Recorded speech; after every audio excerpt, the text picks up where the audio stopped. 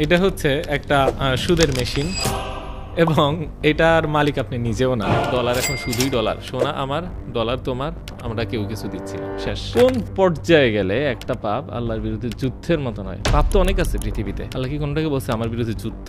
কিন্তু সে কি করে? সমান সমান টাকা ফেরত দেয় এবং বলে আপনি মুদারাবা সিস্টেমে বিনিয়োগ করছেন। চরম মিথ্যাচার যাকে বলে। এটা কিভাবে সম্ভব যে টাকা রাখার আগে আমি নিশ্চিত 10% প্রফিট পাবেন এবং তার কম্পিটিটর বলছে 9%? একসময় পুরো দেশে কিন্তু হয়ে যাবে, কিন্তু দেশের অর্থনীতি কিছু বদলাবে না, আপনার ভাগ্য বদলাবে না। আপনার সিস্টেমটা এটা পুরো এগেনস্টে, একদম নতুন একটা সিস্টেম, পিওর 100% একটা হালাল সুন্দর সিস্টেম। সবচেয়ে বড় ব্যাপার কি, যে মানুষটা কোনো মদ খাইতো না তাকে বোতল ধরাই দিয়ে বলতেছি খেয়ে কত টাকা প্রিন্ট হয়েছে আর কত টাকা ঋণ হয়েছে। আপনি দেখবেন যে বাংলাদেশে যে টাকা আছে তার চেয়ে বেশি ব্যাংক ক্রেডিট। এটা একটা মজার জিনিস যে আসলে আমরা অর্থনীতির বইতে এমনকি ক্লাস 5 থেকে পর্যন্ত কোনোদিন সুদের বিরুদ্ধে কিছুই পাইনি। ছোটবেলা থেকে সুদ কষার অঙ্ক করছেন, জাকাত কষার অঙ্ক কিন্তু করেন নাই। এই জাকাতকে ইসলামের মূল 5 স্তম্ভের একটা দিয়ে দিছে, মানে অর্থনীতি ইসলামে কত গুরুত্বপূর্ণ আর কোনো ধর্মে কিন্তু এটা পাবেন না। আমার হাতে আপনারা দেখতে পারতেছেন যে 100 টাকার একটা কড়কড়া নোট, বাট এইটার দাম কি আসলে 100 টাকা? কারণ 100 টাকা যদি হয়, আজকে আমি এইটাতে কিনতে পারতেছি 2 কেজি চাল, কিন্তু কয়েকদিন পরে এটাতে আমি কিনতে পারতেছি 1 কেজি চাল। তাহলে এটার ভ্যালু আসলে কত? আমরা ছোটোবেলায় যখন অঙ্ক করতাম, টাকার অঙ্ক করতাম, অনেক অঙ্ক করেছি, আমরা টাকার পিছনে ছুটতেছি, এই টাকার জন্যই এত কিছু, কিন্তু টাকা জিনিসটা কি এই ব্যাপারে কিন্তু আমাদের কোনো আইডিয়াই নাই। এই জন্য আজকে আমরা নিয়ে আসছি মোহাইমিন পাটোয়ারি ভাইকে, একদম সব A to Z জানবো যে ভাই আসলে এটার কাহিনী কী। ভাই আপনি একটু ইন্ট্রোডাকশন দিয়ে একদম শুরু করে দেন তো ভাই, জিনিসটা কি? জি, আমি মোহাইমিন পাটোয়ারি। আমি লেখাপড়া করেছি ঢাকা বিশ্ববিদ্যালয়ের IBA থেকে। তারপরে হচ্ছে যে আমেরিকা ভিত্তিক যে আন্তর্জাতিক চার্টার্ড ফাইন্যান্সিয়াল অ্যানালিস্ট এক্সাম, সেটার 3টা ধাপ সর্বনিম্ন সময়ে পাশ করি এবং তারপরে নরওয়েতে যাই মাস্টার্সের জন্য এবং ওইটা শেষে জার্মানি থেকে দ্বিতীয় মাস্টার্স করি এবং তারপরে টাকা জাতীয় ইস্যু নিয়ে লেখালেখি করি। তো বলা যায় কি যে আমার জীবনের গত 12-13 বছর গেছে শুধু এই টাকাকে গবেষণা করার পিছেই। ভাই তাহলে বলেন তো, টাকার গবেষক ভাই বলেন তো, এই টাকা জিনিসটা কি একটু বুঝান আমারে। এটা হচ্ছে একটা সুদের মেশিন এবং এটার মালিক আপনি নিজেও না, এটার মালিক অন্য কেউ, আপনি কেবল হাতে ধরে বসে আছেন। আমরা সকাল থেকে রাত পর্যন্ত এটার জন্য খাটি, কিন্তু এই জিনিসটা আসলে আমার না।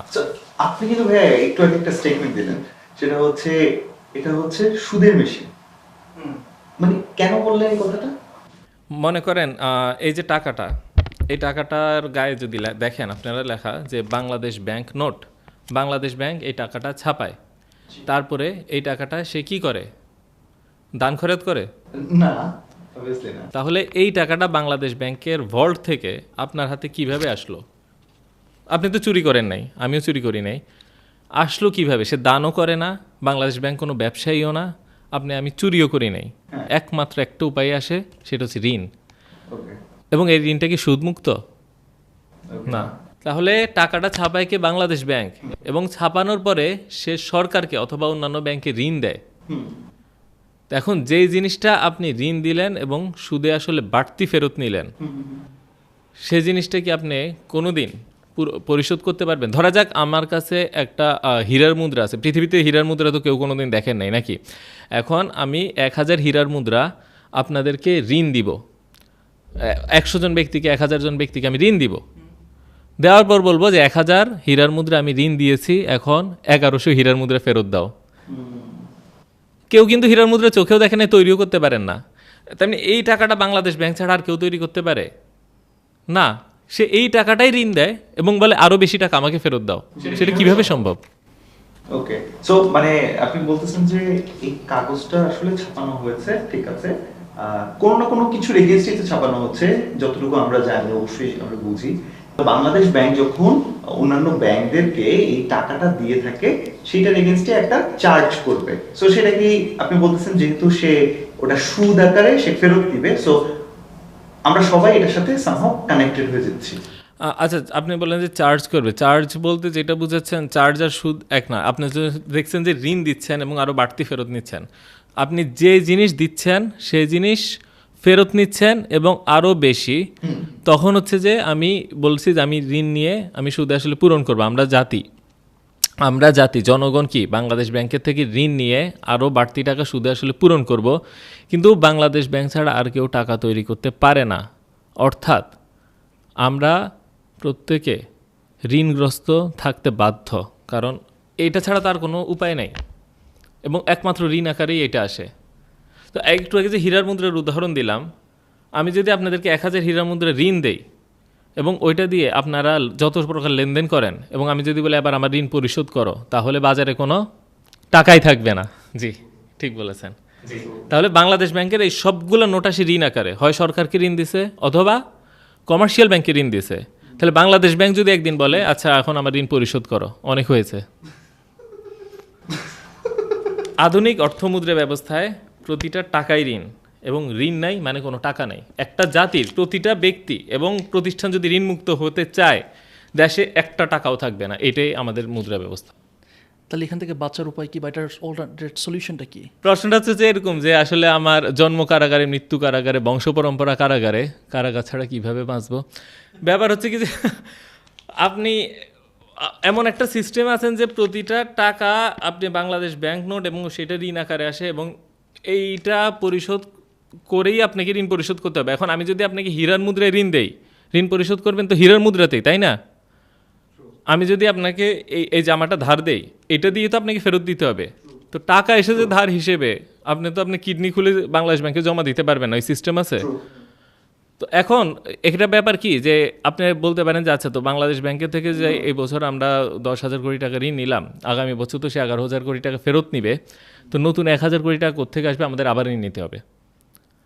আমাদের আরও নতুন 1,000 কোটি টাকা ঋণ নিয়ে আগের 10,000 কোটি টাকা সুদ পূরণ করতে হবে।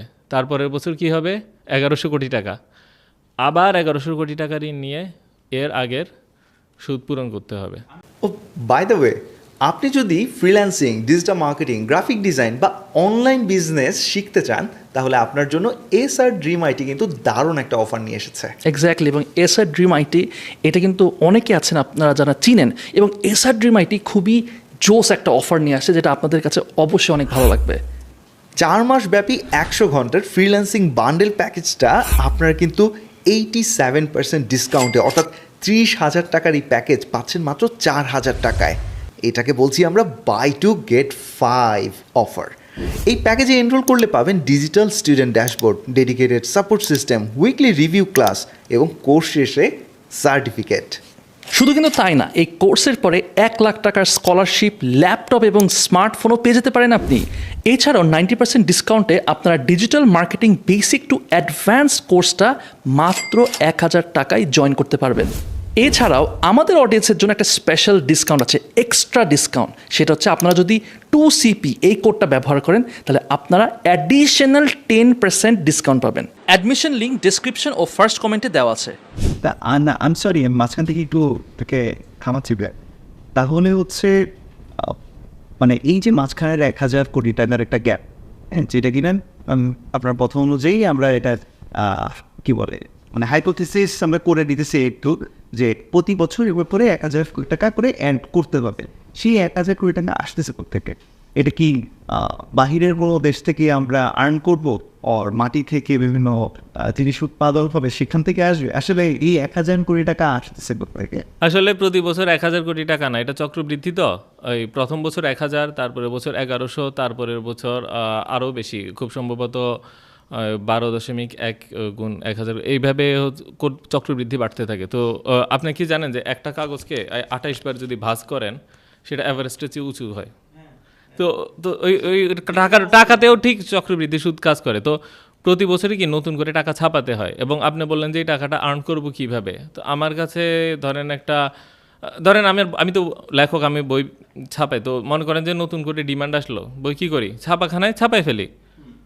এটাও সেই, এখানে আবার বিদেশ থেকে কেন আসতে হবে? আমার দেশে ছাপাখানা আছে, আমার দেশে কাগজের রং আছে, আমাদের দেশে কাগজ আছে, কাগজ ঢুকাবে, উপরে রং পড়বে, বের হয়ে যাবে কাগজ, শেষ। তার মানে আস্তে আস্তে কাগজের দাম কমতেই থাকবে, টাকার দাম কমতে থাকবে, কাগজের দাম বাড়তে থাকবে। রাইট, কাগজের দাম বাড়তে থাকবে। জি, হয়তো বা একটু থিওরিটিক্যাল কথা বলতেছিলাম, কারণ যে মানুষটা আজকে পডকাস্টে দেখতেছে সে হয়তো ভাবতে পারে যে ঠিক আছে সিস্টেমটা এইভাবেই রান করতেছে, বাট আমি আমার লাইফে তো একদম শুটিং তো একদম ভালোভাবে থাকতে চাই, আমি ঝামেলার মতো করতে চাই না। মানে আমার প্রতিটা আর্ন টাকা তো ঝরা ধাম ঝরা টাকা, সো এই টাকার মধ্যে আমি সুদের ছোঁয়া লাগাতে চাই না, বা আমি লাগাই নাই। আপনারা আজকে এখানে 3 জন আড্ডা মারতেছেন আর বলতেছেন আমি নাকি সুদের মধ্যে connected. How come you say so? প্রতিটা টাকা এখানে আমার কাছে আমি হিসাব দিচ্ছি। সো সেই মানুষটার জন্য আপনার কি বলার আছে? আসলে সেই মানুষটা আসলে আপনারা না খুব সরলভাবে চিন্তা করছেন। একটা জিনিস কি, আমি তো শুধুমাত্র বাংলাদেশ ব্যাংকনোটের কথা বলছি। এই টাকা তো খুব সামান্য একটা অংশ আমাদের অর্থনীতির। টাকার তো এটা কিছুই না। আমরা বাংলাদেশের অর্থনীতিতে বা পৃথিবীর অন্য যে কোনো দেশের অর্থনীতিতে যত টাকা আছে তার 90 থেকে 97% তো ব্যাংক নোটেই না। এটা তো আরেক ধরনের টাকা, যে টাকা আপনারা টাকা হিসেবে বুঝতেইছেন না। আপনি বুঝছেনই না যে অন্য একটা টাকা এক্সিস্ট করে। আপনি এটা তো জাস্ট শো। অনেকটা শোরুম থাকে না, শোরুমের পিছিয়ে যেরকম বিশাল ফ্যাক্টরি গুদামঘর থাকে, এটা হচ্ছে জাস্ট একটা শোরুম। পৃথিবীর অনেক দেশে তো ক্যাশলেস ইকোনমি চলছে। তো সেখানে সেখানে কে টাকা উৎপন্ন করছে? তাহলে মানে আসলে ওয়াটস দ্য কনসেপ্ট, আমরা যেটা জানি সেটা হচ্ছে আমি যদি টাকা ছাপাতে চাই, আমি চাইলেই ছাপাতে পারবো না। আমি একটা সার্টেন অ্যামাউন্ট অফ ডলার, সেটার এগেনস্টে ডলার আমার ফার্স্টে রিজার্ভ করতে হবে।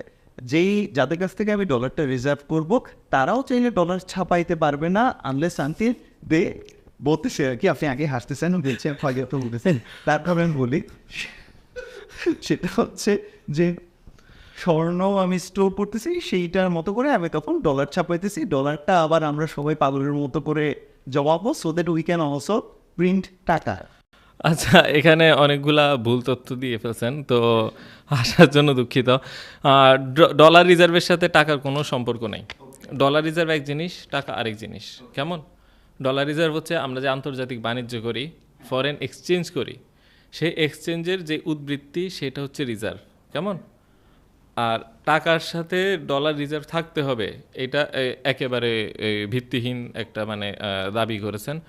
এবং ডলারের পিছে যে স্বর্ণ থাকতে হবে সেইটাও কি সম্পূর্ণ ভুল তথ্য। ডলারের পিছেও স্বর্ণ নাই, টাকার পিছেও ডলার নাই, এটা কিছুই কিছু না।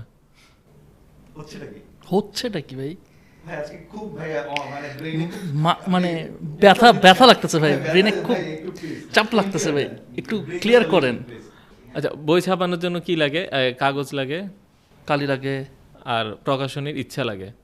তাহলে বাংলাদেশ ব্যাংকের কি লাগবে? কাগজ, কালি, তার ইচ্ছা। এর চেয়ে তো বেশি কিছু না। আর এটার জন্য কোনো কিছুর ব্যাকেন্স লাগে না। হ্যাঁ, এক সময় ছিল যে এই ডলারের বিপরীতে স্বর্ণের মজুদ ছিল। তারও আগে বাংলাদেশে যে রুপি ব্যবহার করতাম আমরা, এবং সেটার পিছনে কি স্বর্ণের মজুদ ছিল। আর এরও আগে কি আমরা সোনা রূপা সরাসরি ব্যবহার করতাম। পরে সবাই বললো যে আচ্ছা, যে সোনাটা আমার কাছে জমা রাখো, ওই তার বিপরীতে একটা তোমাদের দলিল দেই, সেই দলিলটা হাত বদল করো নিজেরা। তো তখন মানুষ বললো যে আচ্ছা, সোনা তো ওখানে মজুদ আছে, তো এটা মালিকানাটা হাত বদল করে দিলে তো আমার জমি লেনদেন হয়ে যায়। যেমন আপনি আমাকে জমি বিক্রি করবেন, তো এটা হচ্ছে যে 100 সোনার মুদ্রা দলিল। তো আমি 100 সোনার মুদ্রা একবার তুলবো আমার লকার থেকে, তারপর আবার আপনার হাতে দিব, আপনি আবার গিয়ে ওই লকারেই রাখবেন। তো দরকার নাই তো যে আমি দলিলটা পার করে দিলাম, আপনি জমি পার করে দিলেন। ওইটাই ছিল টাকা, ওইভাবেই টাকার জন্ম।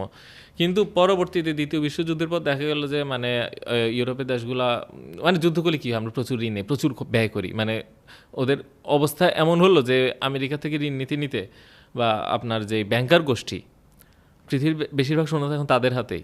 যদিও জিনিসগুলো বলাও মানে এক ধরনের নীরব পাপ, কারণ যার হাতে ক্ষমতা তার বিরুদ্ধে তো আসলে কথা বলাটা তো কারাগারে বসে কারাগারে মাস্টারের বিরুদ্ধে বিদ্রোহ করার মতন, তাই না? তো এই যে ব্যাংকার গোষ্ঠীর থেকে এবং আমেরিকার থেকে যে এত ঋণ নিল, তো দেখা গেল ইউরোপের যেই নিজস্ব মজুদ সেইটাই আপনার নাই হয়ে যাচ্ছে। তো তখন বললো যে আমরা তো আমাদের টাকাটাকে স্বর্ণের ব্যাগটা রাখতে পারছি না। তখন ব্রেটন উডসে গিয়ে তোরা সবাই মিলে চিন্তা করলো যে এখন কি করব, আমরা কিভাবে টাকা সিস্টেম টিকাবো। তখন সম্মিলিতভাবে প্রস্তাব আসলো যে আচ্ছা, এখন থেকে একমাত্র আমেরিকার ডলারের বিপরীতেই সোনা থাকবে, আর বাকি সকল টাকার বিপরীতে আমেরিকান ডলার থাকবে। তাহলে আমরা যদি কেউ আমার কাছে টাকা এসে সোনা চাই, আমি তো সোনা দিতে পারবো না, আমি ডলার ধরাই দিব, সে আমেরিকায় গিয়ে ওইটার বিপরীতে সোনা নিয়ে আসবে। কারণ আমাদের এত সোনা নাই, একমাত্র আমেরিকার আছে। তখন কি বললো, সারা দুনিয়া বললো আমেরিকার ডলার হচ্ছে রিজার্ভ কারেন্সি। এবং তখন কি হলো, এইভাবে আমেরিকা আন্তর্জাতিক মুদ্রা হয়ে গেল। তখন থেকে আমরা কি লেনদেন করি ডলারে, এবং ওই টাকার বিপরীতে বা অন্যান্য দেশের মুদ্রার বিপরীতে একটা ডলার সঞ্চিত থাকতো, এবং পৃথিবীর প্রত্যেকটা দেশের সেন্ট্রাল ব্যাংক ডলার সঞ্চয় করে রাখতো। এখনও কিন্তু ওইটা আছে, কিন্তু অন্যভাবে। যাই হোক, একটু আপনি যেটা বলেছেন, তো তখন দেখা গেল কি যে আমেরিকার যে ডলার সেটা যেন তারা বেশি না ছাপায়, সেটার জন্য তারা একটা রেশিও নির্ধারণ করে দিল। কেমন? যে আমার $100 35 আউন্স এরকম। তো কিন্তু আমেরিকা আবারও তার কথা রাখেনি। সে ইচ্ছা মতন ডলার ছাপানো শুরু করে, এবং বিশেষ করে ভিয়েতনাম যুদ্ধের সময় প্রচুর ডলার ছাপায় ব্যয় করে। এতে দেখা যায় কি যে এই অবমূল্যায়ন হয়, যে ডলারের দাম পড়া শুরু করে।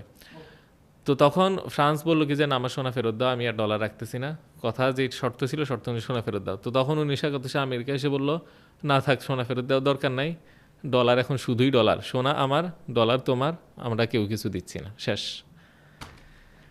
এটা কি বাটপারি হলো না? হ্যাঁ, এবং এটা টিভিতে এসে বলছে 1971 নিক্সন, 15 হ্যাঁ হ্যাঁ 15 আগস্ট, যে প্রেসিডেন্ট নিক্সন, এটাকে নিক্সন শক বলে। তো একটা জিনিস খেয়াল করেন, ততদিনে পৃথিবীর সব মুদ্রার বিপরীতে ডলার এবং ডলারের বিপরীতে সোনা। তো আমেরিকা যখন বললো যে আমার ডলারের বিপরীতে সোনা নাই পৃথিবীর সব মুদ্রা, তখন থেকে ফিয়াট কারেন্সি বা শুধু কাগজ হয়ে গেল। এবং বর্তমানে সেটা হচ্ছে ঋণ, এবং বর্তমানে সেই কাগজটা আমরা ঋণ আকারে বাজারে ছাড়ি, এবং প্রতিটা ঋণের বিপরীতে আমরা জানি কি আছে, সুদ। এটা একটা ঋণ, এবং এটা যতক্ষণ আপনার পকেটে থাকবে ততক্ষণ এটার বিপরীতে সুদ উঠতেই থাকবে। যেই দিন আপনি কেন্দ্রীয় ব্যাংকে জমা দিয়ে বলবেন ভাই ঋণ নাও, পারলে আরও 20-30 টাকা নিয়ে একসাথে বলবেন যে ভাই এটার সুদ একসাথে ফেরত নাও, সেই দিন বন্ধ হবে। তার আগ পর্যন্ত আমাদের যতজনের পকেটে যত টাকা আছে প্রত্যেকটার এগেনস্টে সুদ উঠতে থাকবে। এবং এটার তো স্মল স্টোরি, এই যে এই টাকাটা আমরা কী করি, ব্যাংকে গিয়ে জমা করি, তাই না? মূল স্টোরি তো এখনও শুরুই হয় নাই। এটা কিছুই না, just a piece of paper, forget it. মূল গল্পটা কি জানেন? এইটার যখন আমরা ব্যাংকে জমা করি তখন ব্যাংক কী করে, আমাদেরকে একটা সংখ্যা দেখায় যে তুমি 10,000 টাকা জমা রাখছো, তোমার ব্যাংক অ্যাকাউন্টে 10 লক্ষ টাকা আছে কিংবা 20 লক্ষ। আমরা একটা সংখ্যা দেখি, 10 লাখ, 20 লাখ, 1 কোটি। এই সংখ্যাটাকে আমরা কি বলি, আমার জমানো টাকা, নাকি? যেমন ভাই, যেমন আপনি বলেন ব্যাংকে আপনার কত টাকা আছে, কিছু একটা বলেন, সত্যি হতে হবে তা না, বলেন 5,000 টাকা। 5,000, আচ্ছা ঠিক আছে, বুঝতেই পারতেছি এটা পুরাই মিথ্যা। আচ্ছা ওনার 5 কোটি আছে, ওনার 5,000 টাকা আছে। এখন আপনি তো আগে 5 কোটি টাকা জমা রাখছেন, তারপরে এই নাম্বারটা দেখতেছেন, তাই তো? এই টাকা জমা না রাখলে তো নাম্বার দেখতেন না। সেই জন্য আমরা অনেকে বলি যে আমরা যত টাকা জমা রাখছি ঠিক ততগুলা নাম্বার এক্সিস্ট করে, এবং বিকাশে যখন আমরা টাকা ভরি, যেমন 5,000, 10,000 টাকা ভরি, তখন কিন্তু ওই নাম্বারটা দেখি। তার মানে আমরা বলতে পারি এই নাম্বারগুলো হচ্ছে আমি টাকা দিয়ে কিনছি, এমনটা কি আমাদের কাছে মনে হচ্ছে। কিন্তু আপনি যদি ব্যাংকে 5 কোটি টাকা রাখেন, এই টাকাটা ব্যাংক কই রাখে? ব্যাংকের ভল্টে তো টাকাই থাকে না। আপনার সবাই মিলে ব্যাংকে টাকা জমা রাখেন, সেই টাকাটা কি করে, মার্কেটে ছেড়ে দেয়। তাহলে কি ব্যাংকে টাকা আছে আপনার 5 কোটি? কিন্তু আপনি বলতেছেন আছে, যাই হোক ওইটা আলাদা ইস্যু। তো মার্কেটে যখন ছেড়ে দেয়, তো ধরা যাক একজন ব্যবসায়ী ঋণ নিল, মানে ঋণ আকারেই তো মার্কেটে ছাড়ে, ব্যাংক তো আর দান খয়রাত করেন নাকি ব্যাংকের সামনে। তার মানে সম্পূর্ণ টাকাটা ঋণ আকারে মার্কেটে ছাড়ে, এবং এই ঋণ আকারে যখন মার্কেটে ছাড়ে তখন এই যে ঋণ নেয় সে খরচ করার পরেই আমার হাতে টাকাটা আসে।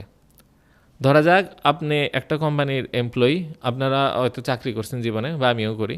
তো দেখা গেল যে আমি যে ব্যবসার এমপ্লয়ি, সেই ব্যবসার মালিক এই 1 কোটি টাকা ঋণ নিয়ে আমাদের সবার থেকে প্রোডাক্ট কিনলো, আমাদের সবার বেতন দিল, অথবা অন্যান্য সাপ্লায়ার থেকে প্রোডাক্ট কিনলো, হ্যাঁ, এবং দেখা গেল সে বাসে উঠলো, খরচ করলো, এটা কিন্তু পুরোটাই ঋণের টাকা। এবং আমি যখন বেতন পাই তখন কি বলি, আমার রক্ত পানি করা টাকা। কিন্তু এই টাকাটার মালিক কিন্তু একটা ব্যাংক। যেই দিন ব্যাংক এসে ওই ব্যবসায়ীকে বলবে যে আমার ঋণের টাকা ফেরত দাও, তখন আপনার আমার বা অন্য কারো টাকা চলে যাইতে হবে। বুঝে গেল? এবং আমি যখন এই টাকাটা খরচ করি, কি করি, আমরা মোবাইল ইন্টারনেট কিনি, হ্যাঁ, তারপর হচ্ছে কি যে আমরা লাক্স সাবান কিনি, লাইফবয় সাবান কিনি, দাঁত মাজার ব্রাশ কিনি। তো এতে কি হয়, গ্রামীণ ফোন, ইউনিলিভার ইত্যাদি কোম্পানির কাছে যায়, অথবা আপনি মিষ্টি কিনলেন, মিষ্টির দোকানের কাছে গেল, প্রাণের জুস কিনলেন। এই কোম্পানিগুলো কিন্তু ক্যাশ নোট দিয়ে, মানে কর্পোরেট হাউস ভর্তি করে রাখে না, তারা টাকাটা কই রাখে, ব্যাংকে। তাহলে সে কি বলে যে ব্যাংকে আমার, কথার কথা গ্রামীণ ফোন বললো যে ব্যাংকে, গ্রামীণ ফোন কুমিল্লা শাখা বললো যে ব্যাংকে আমার 10 কোটি টাকা আছে, ছোটো পরিসরে চিন্তা করি। তো দেখেন অলরেডি কিন্তু আপনি বলছেন ব্যাংকে 5 কোটি টাকা আছে, সে টাকাটা আবার মার্কেটে আসছে, মানুষের হাতে হাতে ছড়াইছে, আবার ব্যাংকে চলে গেছে, এবং ওই লোকও বলতেছে ব্যাংকে আমার টাকা আছে, সেই টাকাটাকে আবার ঋণ দিয়ে দেয় ব্যাংক, আবার কি আমাদের হাতে হাতে ছড়ায়, আবার ব্যাংকে যায়। তাহলে দেখেন এই যে আমরা এত মানুষ বলতেছি ব্যাংকে আমার এত টাকা, অত টাকা আছে, বাস্তবে ব্যাংকে কোনো ক্যাশ টাকা তেমন থাকেই না। এবং ব্যাংক থেকে যদি আপনি কখনো 1 কোটি টাকা ডিপোজিট আউট করতে চান, তার আগে দরখাস্ত দিতে হয় ম্যানেজারকে, এমন একটা ভঙ্গিতে কথা বলতে যান আপনি অপরাধ করছেন, হ্যাঁ, যে আমি অপরাধ করছি ভাই, একটু দয়া করে যদি এই টাকাটা দেন। ম্যানেজার বলবে কেন ভাই, চেকে দিয়ে দেই, টাকাটা তোলা কি খুব দরকার, আর আগে জানাবেন না? আচ্ছা আমি কল দিতেছি, একটু বসেন, চা খান, তারপর এর মাঝে সেই কল দিয়ে দেয় বাংলাদেশ ব্যাংকে যে তাড়াতাড়ি টাকা পাঠাও, গাড়ি পাঠাও, মানে কোনো এক রকমে ম্যানেজ করা, কারণ তার কাছে টাকা থাকে না, খুব অল্প কিছু টাকা তার কাছে থাকে, একজন জমা দেয়, হ্যাঁ হ্যাঁ, উইথড্র করতে গেলে ঝামেলা। তো এই যে সিস্টেমটা, এই সিস্টেমের মধ্যে আমরা যতজন নিজেদের ব্যাংকে বিকাশে টাকা দেখতেছি, এগুলো জাস্ট ডিজিট, এগুলার বিপরীতে ফিজিক্যাল মানিটা নাই। এবং এই যে ডিজিটগুলা নতুন টাকা তৈরি হয়েছে, এবং এটাকে বাংলাদেশ ব্যাংকের ওয়েবসাইটে গেলেও দেখবেন M2 নামে নতুন টাকা হিসেবে স্বীকৃতি দেয়। কারণ এই টাকা দিয়ে আপনি ঠিকই লেনদেন করতে পারেন। আজকে যদি আপনার থেকে আমি কিছু কিনতে চাই এবং বিকাশে টাকা পাঠাই কিংবা ব্যাংকে টাকা পাঠাই, আপনি অ্যাকসেপ্ট করবেন, যে কেউ অ্যাকসেপ্ট করবে। কিন্তু যদি ওই টাকাটা ব্যাংকে নাই, কিন্তু প্রত্যেকে টাকা হিসেবে এটা অ্যাকসেপ্ট করতেছে। এবং আমি একটা উদাহরণ দেই যে আসলে এই টাকাগুলো আমাদের পকেটে যতটুকু আছে অতটুকুই আছে। আপনাকে যদি বলে আপনার টোটাল সঞ্চয়ের কতটুকু ফিজিক্যাল নোটে আছে, কতটুকু ব্যাংকে আছে, আমি বলি বেশিরভাগ মানুষই বলবে যে প্রায় 90%ই ব্যাংকে আছে। বড় ব্যবসায়ীদের ক্ষেত্রে তো মানে কোটি টাকার মধ্যে 2-3 হাজার টাকা খালি পকেটে রাখে, পুরাটাই ডিজিটে। তো এখন আমি যদি বাংলাদেশের সব মানুষকে বলি যে তোমাদের প্রত্যেকের পকেটের টাকাগুলা এই রুমে রাখো, এখানে একটা স্তূপ হবে, তারপর এবার সবাই ব্যাংকে যাও, টাকা তুলে আনো, তার মানে এই যে ডিজিটগুলো দেখতেছি এগুলো পিওর ডিজিট। এবং এতগুলা টাকা তৈরি করছে কারা? ব্যাংক ব্যবস্থা। এবং এই টাকার পিছে সুদ, এই টাকার পিছে সুদ। ওই সুদ পূরণ হবে কি দিয়ে? টাকা ছাপায়, টাকাটা ছাপাবে কে? Federal reserve. ফেডারেল রিজার্ভ না, আমরা বাংলাদেশের কনটেক্সটে আছি, আপনি বলবেন বাংলাদেশ ব্যাংক। এমনও তো হতে পারে যে ব্যাংক নিজে আবার টাকা ছাপাবে, আরও ঋণ দিবে যেন তার আগের ঋণের সুদ পূরণ হয়। একজন বড় কর্পোরেট হাউস, বাংলাদেশের সব বড় কর্পোরেট হাউস অসম্ভব ঋণী, এবং তারা কিন্তু ঋণ কোনোদিন শোধ করে না, করবেও না। প্রতি বছর কি আরও ঋণ নেয়, আরও ঋণ নেয়। সো একটা সময় তো পুরো ইকোনমিটা কোলাপস করে ফেলবে না? কলাপস করতে তো বাধ্য। আমি তো বলেছি যে মানে এই যে আপনারা যে দিন দিন টাকা, আপনি তো আজকে কথাই শুরু করলেন এভাবে যে টাকার মূল্য দিন দিন কমছে, কমতে তো বাধ্য, কারণ নতুন টাকা না ছাপালে আগের টাকা সুদ কেমনে পূরণ হবে? সো এইটার এখন সলিউশনটা কি ভাই? আমার তো মাথা ব্যথা দিতেছেন ভাই এগুলো কথা বললে। এখন সলিউশন কি? কোনো সলিউশন আছে কি আদৌ? এই সিস্টেমের মধ্যে থেকে আপনি যদি বলেন কি যে সলিউশন, সেটা আসলে একটু ডিফিকাল্ট হয়ে যায়। এখন আমি যদি বলি যে আপনি কোনো টাকা ছুবেন না, কোনো টাকা ব্যবহার করবেন না, আপনি আপনার জায়গা থেকে একটা বাবলের মধ্যে ঢুকে যাবেন, হয়তো পসিবল। এখন আমি যদি এই রুমের দরজা জানলা বন্ধ করে কেউ আমাকে অনুদান করে, একদিন খাওয়া এনে দেয়, একদিন জামা এনে দেয়, আমি তো চলতে পারবো, কিন্তু it's not a solution. It's just কি বলে এনস্লেভ না, আপনার হচ্ছে যে কারাবন্দিত্ব, আপনি গৃহবন্দী হয়ে যাবেন সলিউশন খুঁজতে গেলে। অথবা যেটা করতে পারেন, পুরো সমাজ থেকে বের হয়ে আপনার নির্জন দ্বীপে বা পাহাড়ে চলে যেতে পারেন। এবং একটা হাদিস বলি যে সে হাদিস হচ্ছে এমন একটা সময় আসবে যখন প্রত্যেকটা মানুষ সুদের সাথে জড়িত থাকবে, যে সবচেয়ে দূরে থাকার চেষ্টা করবে বা সবচেয়ে ভালো, এক্সাক্ট ওটা মনে পড়ছে না, তার গায়ে সুদের ধুলাটা হইলেও লাগবে। এবং আরেকটা হাদিস আছে যেখানে বলছে এই এমন একটা সময় আসবে যখন মুমিনের জন্য সবচেয়ে গুরুত্বপূর্ণ সম্পদ হবে তার মেষপাল, সেটা দিয়ে সে দূরে চলে যাবে এবং ওখানে ওগুলো লালন পালন করে নিজেরটা নিজে খাবে। তার পূর্ণ সলিউশন আপনার ওইটাই। এখন আপনি যদি এই সমাজের মধ্যে থেকে এটার মধ্যে সলিউশন চান, এবং আমরা যে ইসলামী ব্যাংকিং দেখি, it's a part of this game, এটা সম্পূর্ণভাবে কি এই গেমেরই অংশ। এই পুরা সিস্টেমটাকে কোনোভাবেই সে চ্যালেঞ্জ করে না, নতুন কোনো সিস্টেম দেয় না। এবং সলিউশন করতে হলে আইদার টোটাল যে মানি এবং ব্যাংকিং সিস্টেম এটাকে কলাপস করে দিতে হবে, ধ্বংস করে দিতে হবে, তারপরে নতুন একটা সিস্টেম তৈরি করতে হবে যেটা সম্পূর্ণভাবে সুদমুক্ত এবং যেখানে টাকাগুলা সুদের দলিল না এবং ঋণ আকারে খালি আসে না, সেটা হচ্ছে সলিউশন। আর আপনি বললেন যে না আমি এই সিস্টেমে থাকবো, আমি বিবাহিত, আমি কাজও করবো, ডাইনে যাব বাঁয়ে যাব, ফুর্তি করবো, একটু খাবো, চিল করবো, আপনি পুরোপুরি বাঁচতে পারবেন না, সম্ভব না। সুমন ভাই, আপনি বলতেছেন আমি সাজ্জাদ একা একা আসলে এই জায়গায় খুব একটা কিছু করতে পারবো না। আপনি যেটা বললেন, হ্যাঁ আমাকে চলে যেতে হবে বনে, বা হ্যাঁ কোনো এক সময় ওরকম ভয়ঙ্কর কিছু হলে করতেই হবে, কিছু করার নাই। কিন্তু বর্তমানে প্র্যাকটিক্যালি কোনটা আসলে আমাদের জন্য নিয়ারেস্ট সলিউশন, আর আমরা দলগতভাবে আসলে কি করতে পারি প্লিজ? জি, এই প্রশ্নটা খুব ভালো লেগেছে যে দলগতভাবে করাটা। একটা জিনিস কি জানেন, আপনি যদি বলেন যে আমি পাহাড়ের গুহায় গিয়ে বা বনে জঙ্গলে গিয়ে সমাধান দিতে পারবো, এটা আসলে কোনো সমাধান না। ওইটা হচ্ছে কি, আপনি বর্তমান থেকে বিচ্ছিন্ন হয়ে গেছেন। বিশেষ করে আমরা মুসলিমরা যারা সুদকে ঘৃণা করি, সুদকে হারাম বলি, তারা যদি বলে সুদমুক্ত হওয়ার জন্য বনেই চলে যেতে হয়, জঙ্গলে চলে যেতে হয়, এটা আসলে মেসেজ দিবে কি জানেন, Islam is not feasible for this world. এটা 1400 বছর আগের সিস্টেম, বর্তমানে এটা কাজ করে না। মুসলিমরা তো গর্ব করে বলে না যে এটাই সবচেয়ে মডার্ন, সবচেয়ে ভালো, সবচেয়ে মানে ন্যায্য। তো কিন্তু এটা তো আপনি বলছেন, বিশ্বাস করছেন, কিন্তু অন্যদের কাছে কি মেসেজ ক্যারি ফরওয়ার্ড করবে জানেন? মুসলিমরা এই যুগের অনুপযোগী, সেজন্য তারা বনে জঙ্গলে যাচ্ছে, এবং ইসলাম এই যুগেরই অনুপযোগী, কোনো মডার্ন সিস্টেম না। সেজন্য মডার্ন ফাইন্যান্সিয়াল ওয়ার্ল্ডে মুসলিমরা টিকতে পারে না, থাকতে পারে না। সেজন্য সমাধান বলতে কিন্তু দলগত সমাধানই বোঝায়। যতদিন না পর্যন্ত আপনি সারা বিশ্বকে সুদভিত্তিক অর্থনীতির বিপরীতে নতুন একটা সিস্টেম দেখাতে পারবেন এবং বুঝাতে পারবেন যে এটা বেটার ওয়ার্ক করে, ততদিন পর্যন্ত কেউ বিশ্বাস করবে না, অন্তত অন্য ধর্মের বা অধর্মের লোকজন। আপনি কি মানবেন, মানে কোনো একটা হিন্দু এসে যদি বলে যে আমার হিন্দু ধর্মের অর্থনীতি পৃথিবীর সেরা অর্থনীতি মডেল বা কিছু, আপনি কি মানবেন এবং এই জন্য হিন্দু হবেন না? এবং আপনার অবস্থাটা বর্তমান দুনিয়া ঠিক সেই রকম। এখন একটা জিনিস দেখেন যে আমরা যে ভয়ঙ্কর জালের মধ্যে আছি, সেটা আজকে আমার সাথে আলোচনা করে আপনারা জানতে পারলেন, এবং যারা শুনতে পারলো তারা জানতে পারলো। কয়জনেই বা জানতে পারলো? এই কথাগুলো বলা উচিত ছিল কবে জানেন? আরও 200-250 বছর আগে, যখন এই সিস্টেমটা ডেভেলপ হচ্ছে। এই সিস্টেমগুলা ডেভেলপ হওয়ার পর 200-250 বছর চলে, তাদের হাতে 200-250 বছরের সম্পদ কেন্দ্রীভূত হয়ে সারা দুনিয়াতে তারা এটা প্রতিষ্ঠিত করে দিয়েছে। আপনি আমেরিকায় ছিলেন, আমি যা বলছি বাংলাদেশকে নিয়ে, তার প্রতিটা কথা কি আমেরিকা সত্য না? 100%। বরং আরও বেশি খারাপভাবে সত্য। কেন জানেন? কারণ বাংলাদেশ ব্যাংকের এই যেই মালিকানা, সেটা স্বায়ত্তশাসন, আর আমেরিকার কেন্দ্রীয় ব্যাংকের মালিকানা বেসরকারি। আরও খারাপ অবস্থা। মানে আমেরিকার সব ডলার কিছু ব্যক্তিবর্গ ছাপাচ্ছে, সেই ডলার সারা দুনিয়া ব্যবহার করছে।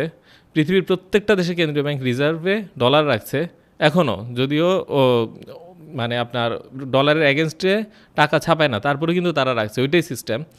কারণ আমাদের আন্তর্জাতিক লেনদেন করতে লাগে। তার মানে ফেডারেল রিজার্ভ যত ডলার ছাপাচ্ছে, সারা বিশ্বের সবগুলো দেশ থেকে সম্পদ একটু একটু করে কেড়ে নিচ্ছে। বাংলাদেশ ব্যাংক ছাপায় বা বাংলাদেশের বেসরকারি ব্যাংকগুলো ছাপায়, যেরকম আমাদের প্রত্যেকের পকেট থেকে একটু একটু করে সম্পদ কেড়ে নিচ্ছে, ঠিক তেমনি আমেরিকা ডলার ছাপায় সারা দুনিয়া থেকে একটু একটু করে ভ্যালু কেড়ে নিচ্ছে।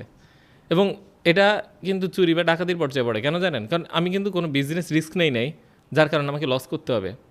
আমি কিন্তু কোনো অপরাধ করি নাই, যার কারণে আমাকে জরিমানা করতে হবে। আমার হালাল টাকা আমি রেখে দিছি, এমনকি টাকা সমুদ্রের নিচে রেখে দিছি, সেখান থেকে এটা ভ্যালু চলে যাবে।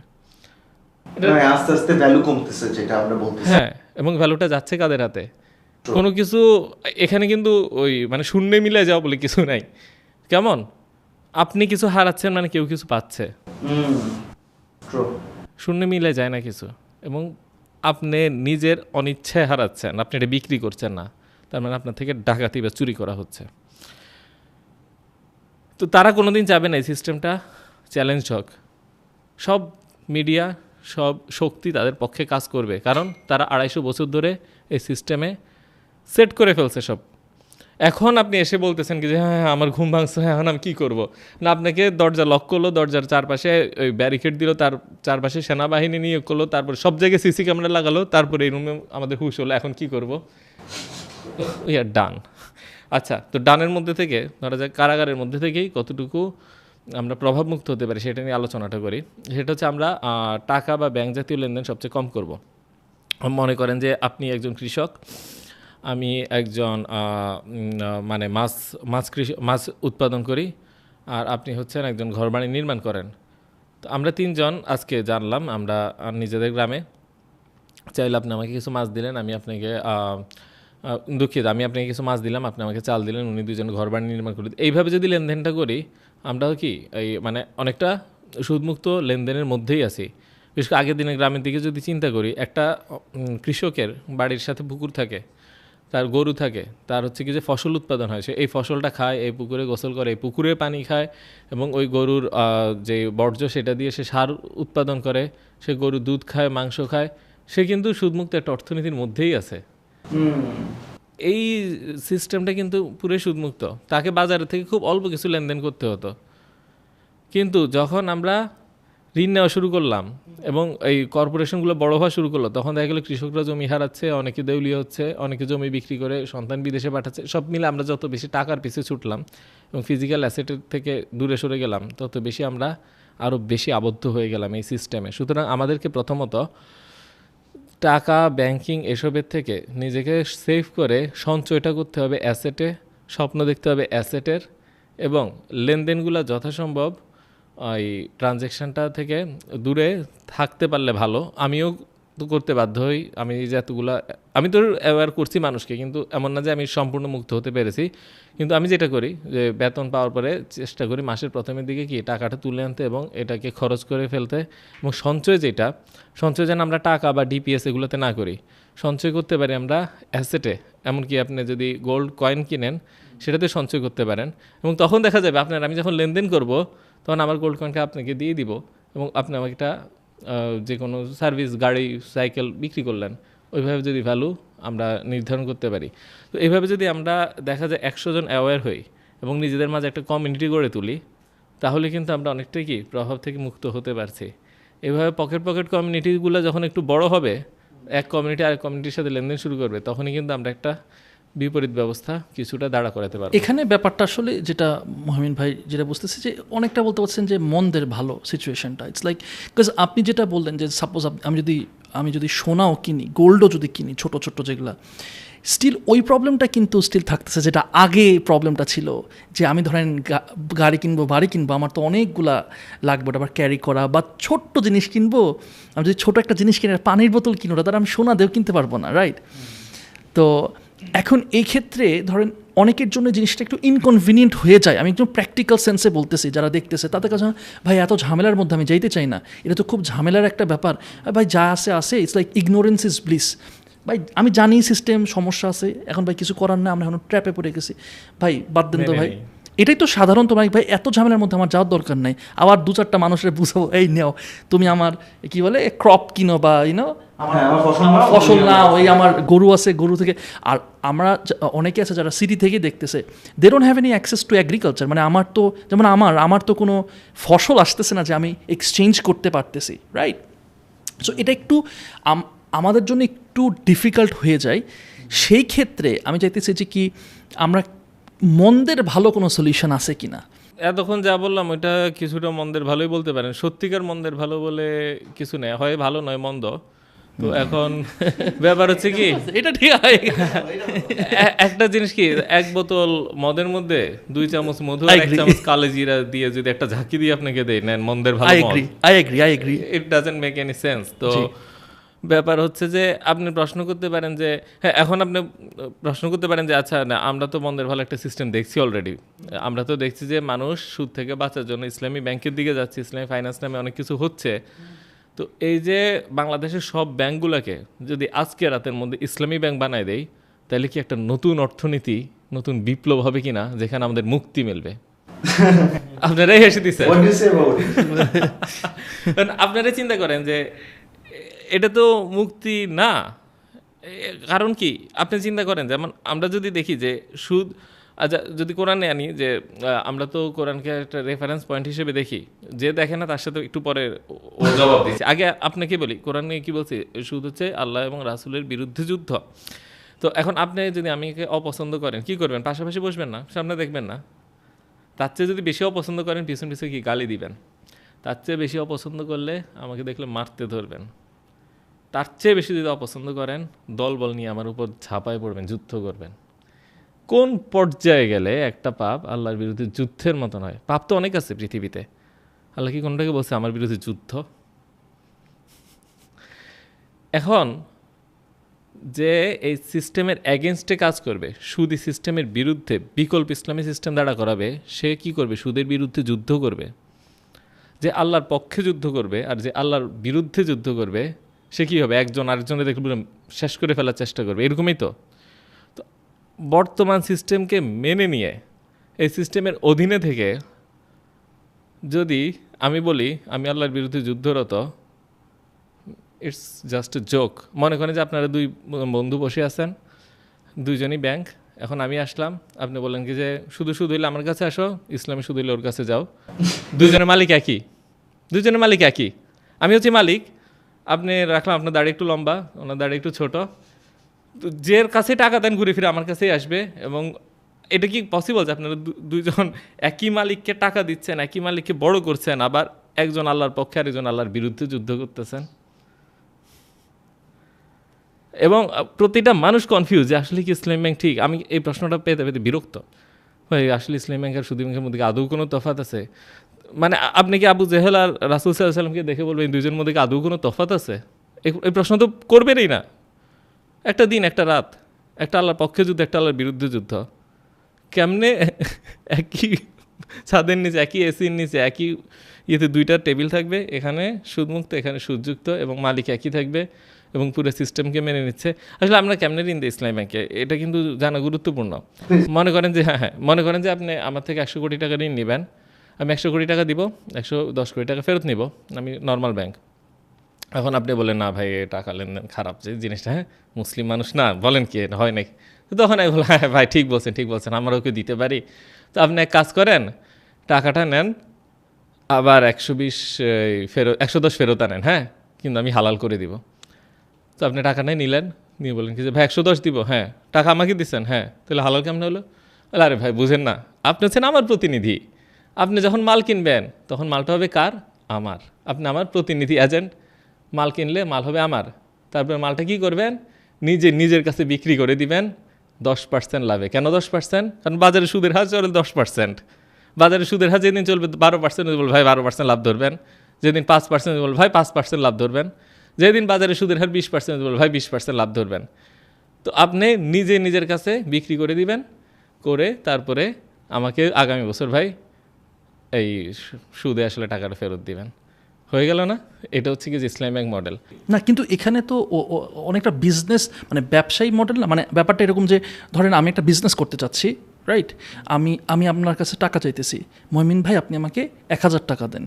আমি বললাম যে ঠিক আছে, আপনাকে আমি 20% লাভ দিব আমার ব্যবসায়, আমার লসও হইতে পারে, কিন্তু যদি লাভ হয় আমি 20% দিব। যদি এরকম হয় তাহলে সমস্যা কোথায়? ধরেন আপনার এই ব্যবসা, এই প্রতিষ্ঠানে আমি কি করলাম, ধরা যাক আপনি বললেন এই প্রতিষ্ঠানের ভ্যালুয়েশন 10 কোটি, আমি 1 কোটি টাকা দিলাম। প্রতি বছর আপনি অ্যাকাউন্টসের হিসাব মিলান এবং প্রফিট হলে ওই 1 কোটি টাকা, ধরা যায় 10 কোটি 1 কোটি, তো 11 ভাগের 1 ভাগ প্রফিট আমাকে দেন, লস হলে 11 ভাগের 1 ভাগ আমি শেয়ার হারাই। This is business. Islam bank এটা করছে না। এটা যদি করতো তাহলে তো আমি ইসলামী ব্যাংকের পক্ষেরই কথা বলতাম। ব্যাপার হচ্ছে তারা কি করছে, তারা বলছে তোমার 1 কোটি টাকা লাগবে, আগামী বছর 1 কোটি 10 লাখ টাকা ফেরত দাও। ইসলামী ব্যাংকও বলবে 1 কোটি 10 লাখ টাকা ফেরত দাও, অন্যান্য ব্যাংকও বলবে 1 কোটি 10 লাখ টাকা ফেরত দাও, সব ইসলামী ব্যাংক সব। এবং তারা যে বলবে টাকাটা বলে আপনার হাতেই দিবে এবং আপনার থেকেই বাড়তি টাকা ফেরত নেবে। দুইটার মধ্যে কোনো অর্থনৈতিক পার্থক্য নাই, শুধু মাঝখানে আমি একটা লাইন বলবো, মনে করেন আপনি আমার প্রতিনিধি, আপনি আপনার নিজের কাছে বিক্রি করে দিবেন, শেষ। এই লাইনের বেশি আমি আর কিছুই করি নাই। এবং এই লাইনটা চাইলে সাহাবীরাও বলতে পারতো, এই লাইনটা চাইলে নবী রাসূলরাও বলতে পারতো, তারা ইসলামী ব্যাংক করতে পারতো। তাদের সময় সুদ ছিল না। তারা বলতো যে আচ্ছা আমি তোমাকে তো আগে 100 টাকা সুদ দিয়ে 110 টাকা নিতাম, এখন ভাই কিন্তু তুমি মনে মনে প্রথমে ভাববা তুমি আমার প্রতিনিধি, তারপর নিজের কাছে বিক্রি করবা। আপনি বলেন হ্যাঁ না হালাল হয়ে গেছে, দিয়ে দিছি। না, তাহলে এখানে যে ডিফারেন্ট যে স্কিমসগুলো থাকে, যে মুদারাবা, তারপর আরও আছে মুশারাকা, তাহলে এইগুলো কি টার্মস ইউজ করা হচ্ছে? মুদারাবা আর মুশারাকা হচ্ছে রিয়েল বিজনেস ফাইন্যান্সিং। ওইটা ইসলামী ব্যাংক ঋণ দেওয়ার সময় করে না, করলেও 100 ভাগের 1 ভাগও করে না। আর করে যেটা, সেটা শিরকাতুল মিল্ক আছে, মুরাবাহা আছে। আর আপনি যখন ডিপোজিট রাখেন তখন আবার মুদারাবার নামে চালায় আর কি, যেটা একটা মিথ্যা কথা, সম্পূর্ণ 100 ভাগ মিথ্যা কথা। তো কেন মিথ্যা কথা এখনই প্রমাণ করছি। যখন আপনি টাকা রাখেন তখন কি বলে, আপনি হচ্ছেন মুদারাবা, মানে আপনি বিজনেস করতেছেন আমার সাথে। কিন্তু যখন আবার নিজে ঋণ দেয় তখন বলে কি যে আমি মুরাবাহা, আমি তোমার সাথে ট্রেড করতেছি। তো মুদারাবা হচ্ছে কি যে রিয়েল বিজনেস ফাইন্যান্সিং। সেখানে কি আপনি ইসলামী ব্যাংকে ঋণ দিবেন, দুঃখিত ঋণ না, আপনি রিয়েল মুদারাবায় আপনি ইসলামী ব্যাংকে টাকা রাখবেন, মানে অ্যাজ এন ইনভেস্টর। আপনি যদি ইনভেস্টর হন, ইসলামী ব্যাংক হবে ম্যানেজার। মুদারাবে দুইটা টার্ম, একটা হচ্ছে যে মুদারিব আর একটা হচ্ছে সাহিবাল মাল। তো কঠিন দিকে যাব না, এক কথা হচ্ছে যে আপনি ইনভেস্টর, ইসলামী ব্যাংক ম্যানেজার। তাহলে ব্যাংকের মালিক কে? ব্যাংকের মালিক আপনি? হ্যাঁ, আপনি হচ্ছে ব্যাংকের মালিক। মুদারাবা সিস্টেমে যখন আমরা ডিপোজিট রাখি, আমরা কি ব্যাংকের মালিক। তাহলে ব্যাংকের বোর্ড অফ ডিরেক্টরে থাকবে কারা? আমরা। এবং যে ম্যানেজার সে ম্যানেজমেন্ট ফি রাখার পর পুরা লাভ আমাদেরকে দিবে, তাই তো? এবং এবার চিন্তা করেন যে আজকে আমরা সবাই মিলে এই 100 কোটি টাকা মুদারাবা সিস্টেমে ইসলামী ব্যাংকে ঢুকাইলাম, আমরা ব্যাংকের 10%-এর মালিক। আর 10 বছর পরে ব্যাংকটা অনেক বড় হলো, ব্যবসা করলো, অনেক বড় হলো এবং ভ্যালু বেড়ে গেল টোটাল বিজনেসের। তারপরে যদি আপনি টাকা ফেরত নিতে চান, আপনি টোটাল বিজনেসের 10% দিতে পারবেন, তাই না? কিন্তু সে কি করে? সমান সমান টাকা ফেরত দেয় এবং বলে আপনি মুদারাবা সিস্টেমে বিনিয়োগ করছেন। চরম মিথ্যাচার যাকে বলে। ওই তার মানে আপনি বলতেছেন আমি তো ওই প্রতিষ্ঠানের মালিকানা আস্তে আস্তে বাড়ার কথা ছিল। আপনি যদি 10%-এর মালিক হন, প্রতিষ্ঠানের ব্যবসা যখন বড় হবে, আপনার 10% তো ফুল এফএফ আর অনেক বড় হয়ে যাবে। মানে ওকে, এখন কথা হচ্ছে ব্যাংকের বোর্ডে এই কথা গিয়ে বললে তো কালকে আমাকে ধরে লাথি দিয়ে বের করে দিবে যে আমার ব্যাংকের বোর্ডে ঢুকতে। হ্যাঁ, ব্যাংকের বোর্ডে আপনারা থাকবেন, আপনারা ব্যাংকের শেয়ার হোল্ডার, আপনারা তো ব্যাংক চালাবেন, ম্যানেজার তো আপনার কথা শুনবে। বাংলাদেশে যখন একটা ইসলামী ব্যাংক দেউলিয়া হয়, তখন আপনি কিন্তু পুরো লস ধরায় দেয়।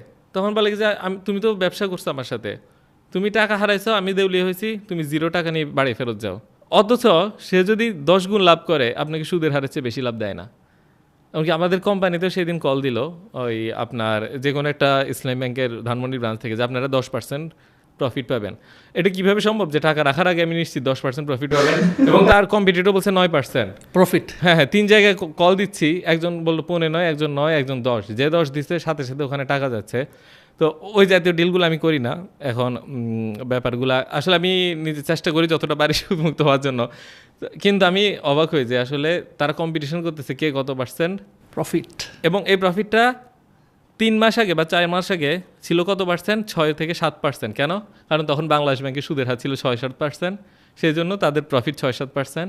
এখন বাংলাদেশ ব্যাংকের সুদের হার 9-10%, 9ই, আর অফিসিয়াল 10 একটু বেশি অফার করছে, সেই জন্য তারা 9-10 দিচ্ছে। কিন্তু বাজারে অন্যান্য ব্যবসার কিন্তু প্রফিট বাড়ে নাই, অন্য সব ব্যবসার প্রফিট কি কমতেছে। সব ব্যাংকের যে সুদের হার, ইসলামী ব্যাংকের ওই হার।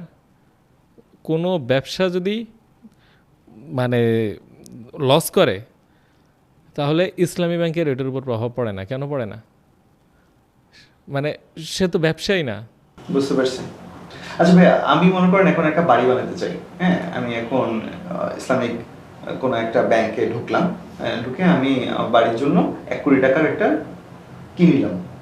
এটাকে কি বলবো, লোন শব্দটা বললাম না, টাকা নিলেন, 1 কোটি টাকা বলবো যে আমাকে ফাইন্যান্স করো। হ্যাঁ, আমাকে 1 কোটি টাকা ফাইন্যান্স করো। নাও হোয়াট সুন্দর হ্যাপেন্স? টার্ম বলছিস, সুন্দর টার্ম। Now what happens? হ্যাঁ, সেটাই একটু বলেন তো। মানে আমি 1 কোটি টাকা বললাম যে আমাকে 1 কোটি টাকা দিয়ে একটা বাড়ি বানায় দাও, এটা মানে ঘটনাটা কি হবে? তারপর ব্যাংক, বাড়ির মালিক আসলে কে তাহলে তখন? আচ্ছা, 2 ধরনের ফাইন্যান্সিং তো সম্ভব। যদি মুরাবাহ ফাইন্যান্সিংয়ে যায়, আপনি যতবার ইট তারপর হচ্ছে কি যে সিমেন্ট, রড এগুলো কিনবেন, ততবার কি আপনি টাকা তুলবেন, হ্যাঁ। ব্যাংকের থেকে টাকা তুলবেন এবং সুদের হার অনুযায়ী পরে টাকা ফেরত দিবেন। তো এই হার হচ্ছে কি যে যেই সময় যেটা চলে বাজারে সুদের হার, ওইটাই। হ্যাঁ, আর ব্যাপার হচ্ছে যে ইসলামী ব্যাংকের কাছে কি রডও নাই, সিমেন্টও নাই, বালিও নাই, কিন্তু সে আবার সব বিক্রি করে দেয়। কেমনি বিক্রি করে দেয়? কারণ মনে মনে ধরে নিলে হয়, আপনার সমস্যা হয় না। মনে মনে তো কত কিছুই ধরা আচ্ছা, যায়। আমরা ওদিকে যাবো। আচ্ছা, যাই হোক, ওইটা আসা যাবে। হ্যাঁ, ওদিকে যাবো। তো যাই হোক, মনে মনে কিন্তু একটা জিনিস কি 1970 সাল থেকে আমরা ধরা শুরু করছি। তার আগের যেই 1400 বছর ইসলামী ইতিহাস কেউ এত কল্পনা প্রসূত ছিল না। আগের যুগে মানুষ তো বোকা মূর্খ ছিল, তাই না? আমরা খুব বুদ্ধিমান, হ্যাঁ খুব বুদ্ধিমান। আচ্ছা ঠিক আছে, ওইদিকে না যাই। আচ্ছা, তো এখন তো এই মনে মনে ধরাই দিতে পারে, তো অনেকে প্রতিবাদ করতে পারে, না কি ব্যাপার ভাই, আপনি নিজের সরাসরি টাকা, কাঁচা টাকা ধরাই দিয়ে বললেন কি যে আবার বেশি ফেরত দিতে, আবার আপনার প্রতিনিধিটিতে কি বানাই দিলেন? আমি তো জীবনে আপনার কাজই করি নাই, আপনার থেকে তো আমি চাকরির আবেদনই করি নাই, আপনি আমার বিশ্বস্ততা যাচাই করলেন না, কোথা থেকে আপনি কি টাকা ধরাই দিয়ে আবার বললেন কি যে মনে করে যান, না আমি মনে করবো না, এবার আমার ঋণ দাও। তখন কি করবেন? তো আসলে তখন সিস্টেম নাই। তবে হ্যাঁ, শিরকাতুল মিল্ক একটা আছে, সেটা মানে হচ্ছে যে আপনার যদি এখানে ব্যাপার কি সব কিছু কি আসলে আমরা এই সুদাইজ করে ফেলছি। হ্যাঁ, সুদাইজ মানে ইন্টারেস্টের সিস্টেমে নিয়ে গেছি। প্রকৃতপক্ষে মুরাবাহা যে সিস্টেম, সেটাতে কি যে মনে করেন যে আমি চায়না থেকে মাল আনবো, আপনি আমার জন্য একটা কম্পিউটার এনে দিবেন। তো আপনার আনা যে খরচটা আছে বা আপনি আনবেন, কষ্ট করবেন, একটা লাভ তো আছে। তো আমি বলবেন যে হ্যাঁ, কম্পিউটারের দাম 50,000, তোমার আর 10,000 দিলাম, তুমি মালটা আনো। এটা হচ্ছে অরিজিনাল মুরাবাহা এবং এটা হালাল, এটা নিয়ে তো কোনো প্রশ্ন নাই। কিন্তু এটাকে আমরা ব্যাংকের সিস্টেমের মধ্যে দিয়ে একটা কাল্পনিক ব্যবস্থার মধ্যে দিয়ে যে সুদে যে অর্থনীতি, সেটাকে টিকায় রাখলাম। এবং ওই একইভাবে যে ওদের যে মুদারাবা তো খুবই ভালো জিনিস, কিন্তু সে মুদারাবাটা কি চেঞ্জ মেঞ্জ করে হাবিজাবি করে একটা সুদ বানাই ফেলছে।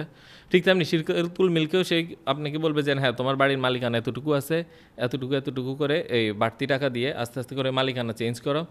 যে দেখা গেলো ওই আপনি প্রতি বছর যে ভাড়া আসার কথা তার চেয়ে একটু বেশি করে দিয়ে একটু করে মালিকানা পরিবর্তন করে পুরোটা মালিক হবে।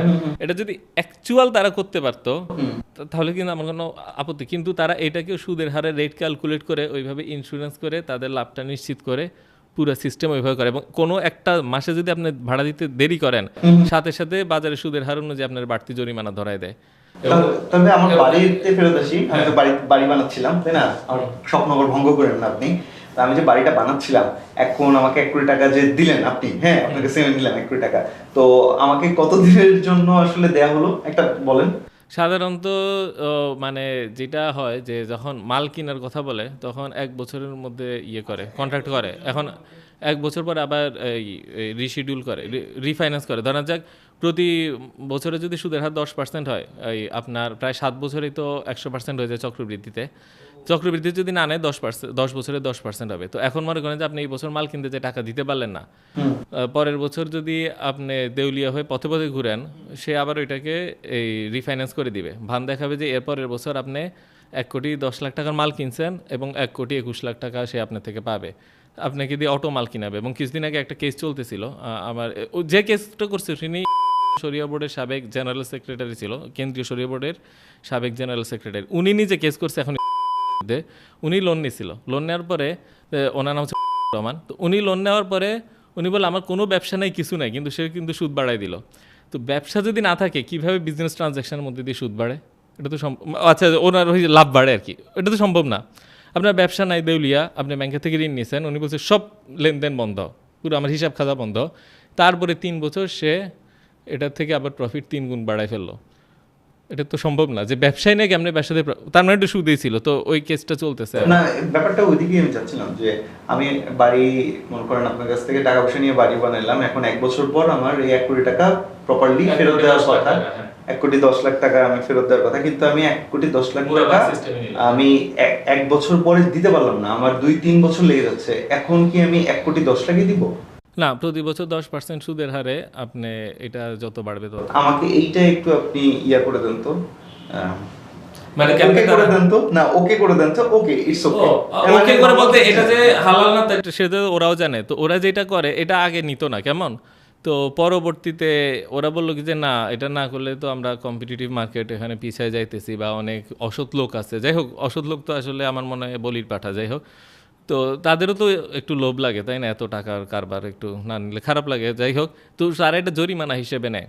ওকে, বলে যে আপনি জরিমানা দিবেন, জরিমানাটা তারা সিএসআর অ্যাক্টিভিটিসে খরচ করে, আবার সিএসআর অ্যাক্টিভিটিসে নিজের ব্র্যান্ডের প্রচারও হয়ে যায়। যেমন হাসপাতাল দেখেন এসে নিজের নাম ইউজ করে বৃত্তি দেখেন, এগুলো আসলে ওই সুদের উপর জরিমানার টাকা। ওকে, ওই টাকাটা জরিমানা থেকে বা আরো ইনকাম থেকে সিএসআর চলে যায়। হ্যাঁ, এবং সিএসআর তো আমার মনে হয় মার্কেটিংয়ের একটা অংশ। যদি সিএসআরটা তার ব্র্যান্ড নাম দিয়ে করে, সে যদি এমনি গোপনে দান করে দেয় তাইলে জরিমানার টাকাটা আমরা না নেওয়াই উত্তম। এটা নিচ্ছে, ওরা তো বলে কি যে আমরা অসৎ, সেজন্য তারা নিচ্ছে। আরেকটা জিনিস কি, আমি আজ থেকে প্রায় 1.5 বছর আগে বলছি সব ব্যাংক ইসলামী হয়ে যাবে। কেন? কারণ ইসলামী ব্যাংকগুলো সুদের চেয়েও লাভজনক। কীভাবে? কারণ সুদে যে আয় এটা পুরোপুরি নেয়, কিন্তু যখন একটু লস হয় তখন কাস্টমারকে ধরায় দেয়, এবং যে অ্যাকাউন্টিং জালিয়াতি এগুলো করে আপনাকে পুরা এই লাভ কমায় দেয়। এবং আমাদের কোম্পানিতে যখন কল দিছিল তো তখন অ্যাকাউন্টেন্ট বলতেছিল বলবে তো 10%, 1 বছর পর 8% ধরাই দিয়ে বলবে ভাই একটু লস গেছে, কী করবো? সেই জন্য আমি বলছি যে এত লাভজনক যখন, তো যারা সুদ নিয়ে কাজ করে ওরা তো লোভ সামলাইতে পারবে না, সেই জন্য দিন দিন এটা আরও বাড়বে, এবং সত্যিই বাড়ছে। এবং আমার জানার মধ্যে মনে হয় ব্র্যাক ব্যাংক আর ডাচ বাংলা ছাড়া সবাই ইসলামী ব্যাংক হয়ে গেছে বা ব্রাঞ্চ খুলছে, এবং আরও বাড়বে। একসময় পুরো দেশে কিন্তু ইসলামী ব্যাংক হয়ে যাবে, কিন্তু দেশের অর্থনীতি কিছু বদলাবে না, আপনার ভাগ্য বদলাবে না। এখন যে সিস্টেম দেখতেছেন, যেভাবে এই কর্পোরেটগুলা ব্যাংকের সাথে লিয়াজো করে প্রচুর ঋণ নিচ্ছে, অল্প দামে প্রোডাক্ট দিয়ে মার্কেট থেকে কম্পিটিটর সরাই ফেলতেছে, ক্ষুদ্র ব্যবসায়ী কমে যাচ্ছে, সম্পদ পুঞ্জীভূত সব হবে। এই জিনিস কিন্তু হালাল হতে পারে, এটা বিবেক। কিন্তু তাদের একটা সাইনবোর্ড আছে, কি সাইনবোর্ডটা? কি শরিয়া বোর্ড।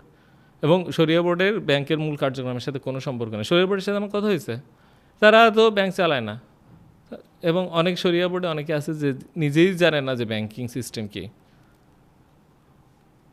এটা বাস্তব, কথাটা যতজনে অস্বীকার করক, আমি লিখে দিতে পারবো এটা সত্য কথা। শরিয়া বোর্ডে আছে নিজে ব্যাংকিং সিস্টেম বুঝে না, কিছুই জানে না। আমার মানে গিজি গিজি গিজি গিজি করছে, মানে ইটস লাইক আপনি আইডিওলজিক্যালি আগুন ধরাই দিচ্ছেন, and I like oh my God, পানি খুঁজতেছে। আচ্ছা ভাই, আপনি তো বলতেছেন কোনোটাই সলিউশন নাই, কিন্তু একটা ঘটনা আমি শেয়ার করতে চাই। কানাডার রেজাইনা সিটিতে, সেখানে মোহাম্মদ আশিক নামে একটা ভাই আছে, তার সম্বন্ধে আমি জানি। দেখেন তারা কি করে, মুসলিম বিভিন্ন স্টুডেন্ট নানান জায়গা থেকে সেখানে পড়তে যায়। এখন স্টুডেন্টরা পড়তে যাওয়ার পর তাদের কমন একটা নিড কি, একটা গাড়ি লাগে। $10,000-15,000 খরচ হয়, একটা গাড়ি লাগে। এখন এই গাড়িটা হুট করে একটা স্টুডেন্ট কিনতে পারে না দেখে তারা কিন্তু কি করে, কার লোন নেয়, তাদের গাড়িটা লোন নিতে হয়। এখন আমি একজন মুসলিম, আমি চাচ্ছি না লোনে গাড়ি নিতে, কারণ আমাকে সুদ দিতে হবে না। What's the solution? এই মানুষগুলো কি করলো, তারা একটা সলিউশন নিয়ে আসছে। তারা দেখা যায় প্রায় 30 জনের মতো মিলে একটা গাড়ি কিনে, সেই গাড়িটা কিনে ওই ছেলেটাকে ভাড়া দেয়। তো ভাড়া দেওয়ার পর সে প্রতি মাসে দেখা যায় $10,000 যদি একটা গাড়ি হয়, সেটার ভাড়া ডেইলি দেখা যায় কি $5 মতো আসে, মাসে হচ্ছে $150 মতো ভাড়া। সো এই ভাড়ার সাথে সাথে সে কি করে, অ্যাডিশনালি কিছু টাকা দেয়, সো দ্যাট ও গাড়ির মালিক হয়ে যায়। তো 30 জন থেকে আস্তে আস্তে মালিকানাটা কমতে থাকে এবং তার মালিকানা বাড়তে থাকে। তার মালিকানা যত বাড়বে তার ভাড়ার পরিমাণও আস্তে আস্তে কমবে। এরকম যেতে যেতে যেতে একসময় সে গাড়ির মালিক হয়ে যায়। দারুণ, এখানে কিন্তু কোনো সুদের ঘটনা আসতেছে না।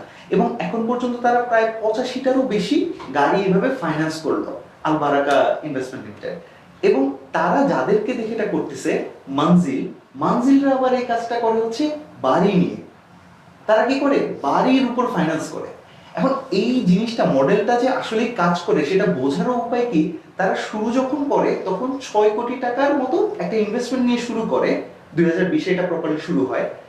সেই টাকাটা উঠে এসে রিইনভেস্ট হয়ে প্রায় 10 কোটি টাকার মতো ফাইন্যান্সে পরিণত হয়েছে। তার মানে ইটস ওয়ার্কিং, এবং প্রচুর ছেলে মেয়ে এখান থেকে কিন্তু সুবিধা পাচ্ছে, সেই সুদ থেকে বের হয়ে আসতে পারতেছে। এবং এটাকে আমরা যদি বলি যে ইউ উড আন্ডারস্ট্যান্ড বেটার, যে ডিমিনিশিং মুশারাকা, অর্থাৎ মুশারাকা সবাই মিলে ইনভেস্ট করলাম এবং সেখান থেকে আস্তে আস্তে মানে আমিও এটা কি করতে থাকি, আপনি হয়তো উদাহরণ তখন দিচ্ছিলেন না, আমিও এটার মালিক হতে থাকি। সো এইরকম কনসেপ্টগুলো কি আমাদের আসলেই এই সুদ থেকে বের করে আসতে হেল্প করবে না? অবশ্যই অবশ্যই, আলহামদুলিল্লাহ, খুবই ভালো একটা উদাহরণ দিলেন। আসলে এটাই তো সলিউশন, এটাই তো ইসলামী সলিউশন। এবং এখানে কিন্তু আপনার সুদ নাই, ফ্র্যাকশনাল রিজার্ভ ব্যাংকিংও নাই। জি, এটা নাই। একটু আগে যে আমি বললাম যে ব্যাংক টাকা তৈরি করতে পারে, এবং ব্যাংক আপনার 10 টাকাকে 100 টাকা বানায় এবং বাকি সব টাকার মালিক হয়ে সুদে আসলে ওইটা বৃদ্ধি করতে পারে। এবং এইভাবে আমরা একটা বিশাল পঞ্জি স্কিমের মধ্যে আছি, যেটা ভেঙে পড়তে বাধ্য যতদিন না পর্যন্ত আমরা বেশি ঋণগ্রস্ত হই। আপনার সিস্টেমটা এটা পুরার অ্যাগেনস্টে, একদম নতুন একটা সিস্টেম, পিওর 100% একটা হালাল সুন্দর সিস্টেম। যারা বলে যে আমি খালি সমস্যা নিয়ে আলাপ করি, সমাধান দিতে পারি না, এইটা তো একটা সলিউশন। এরকম অনেক জায়গায়, অনেক ক্ষেত্রে অনেক সলিউশন আর পসিবল।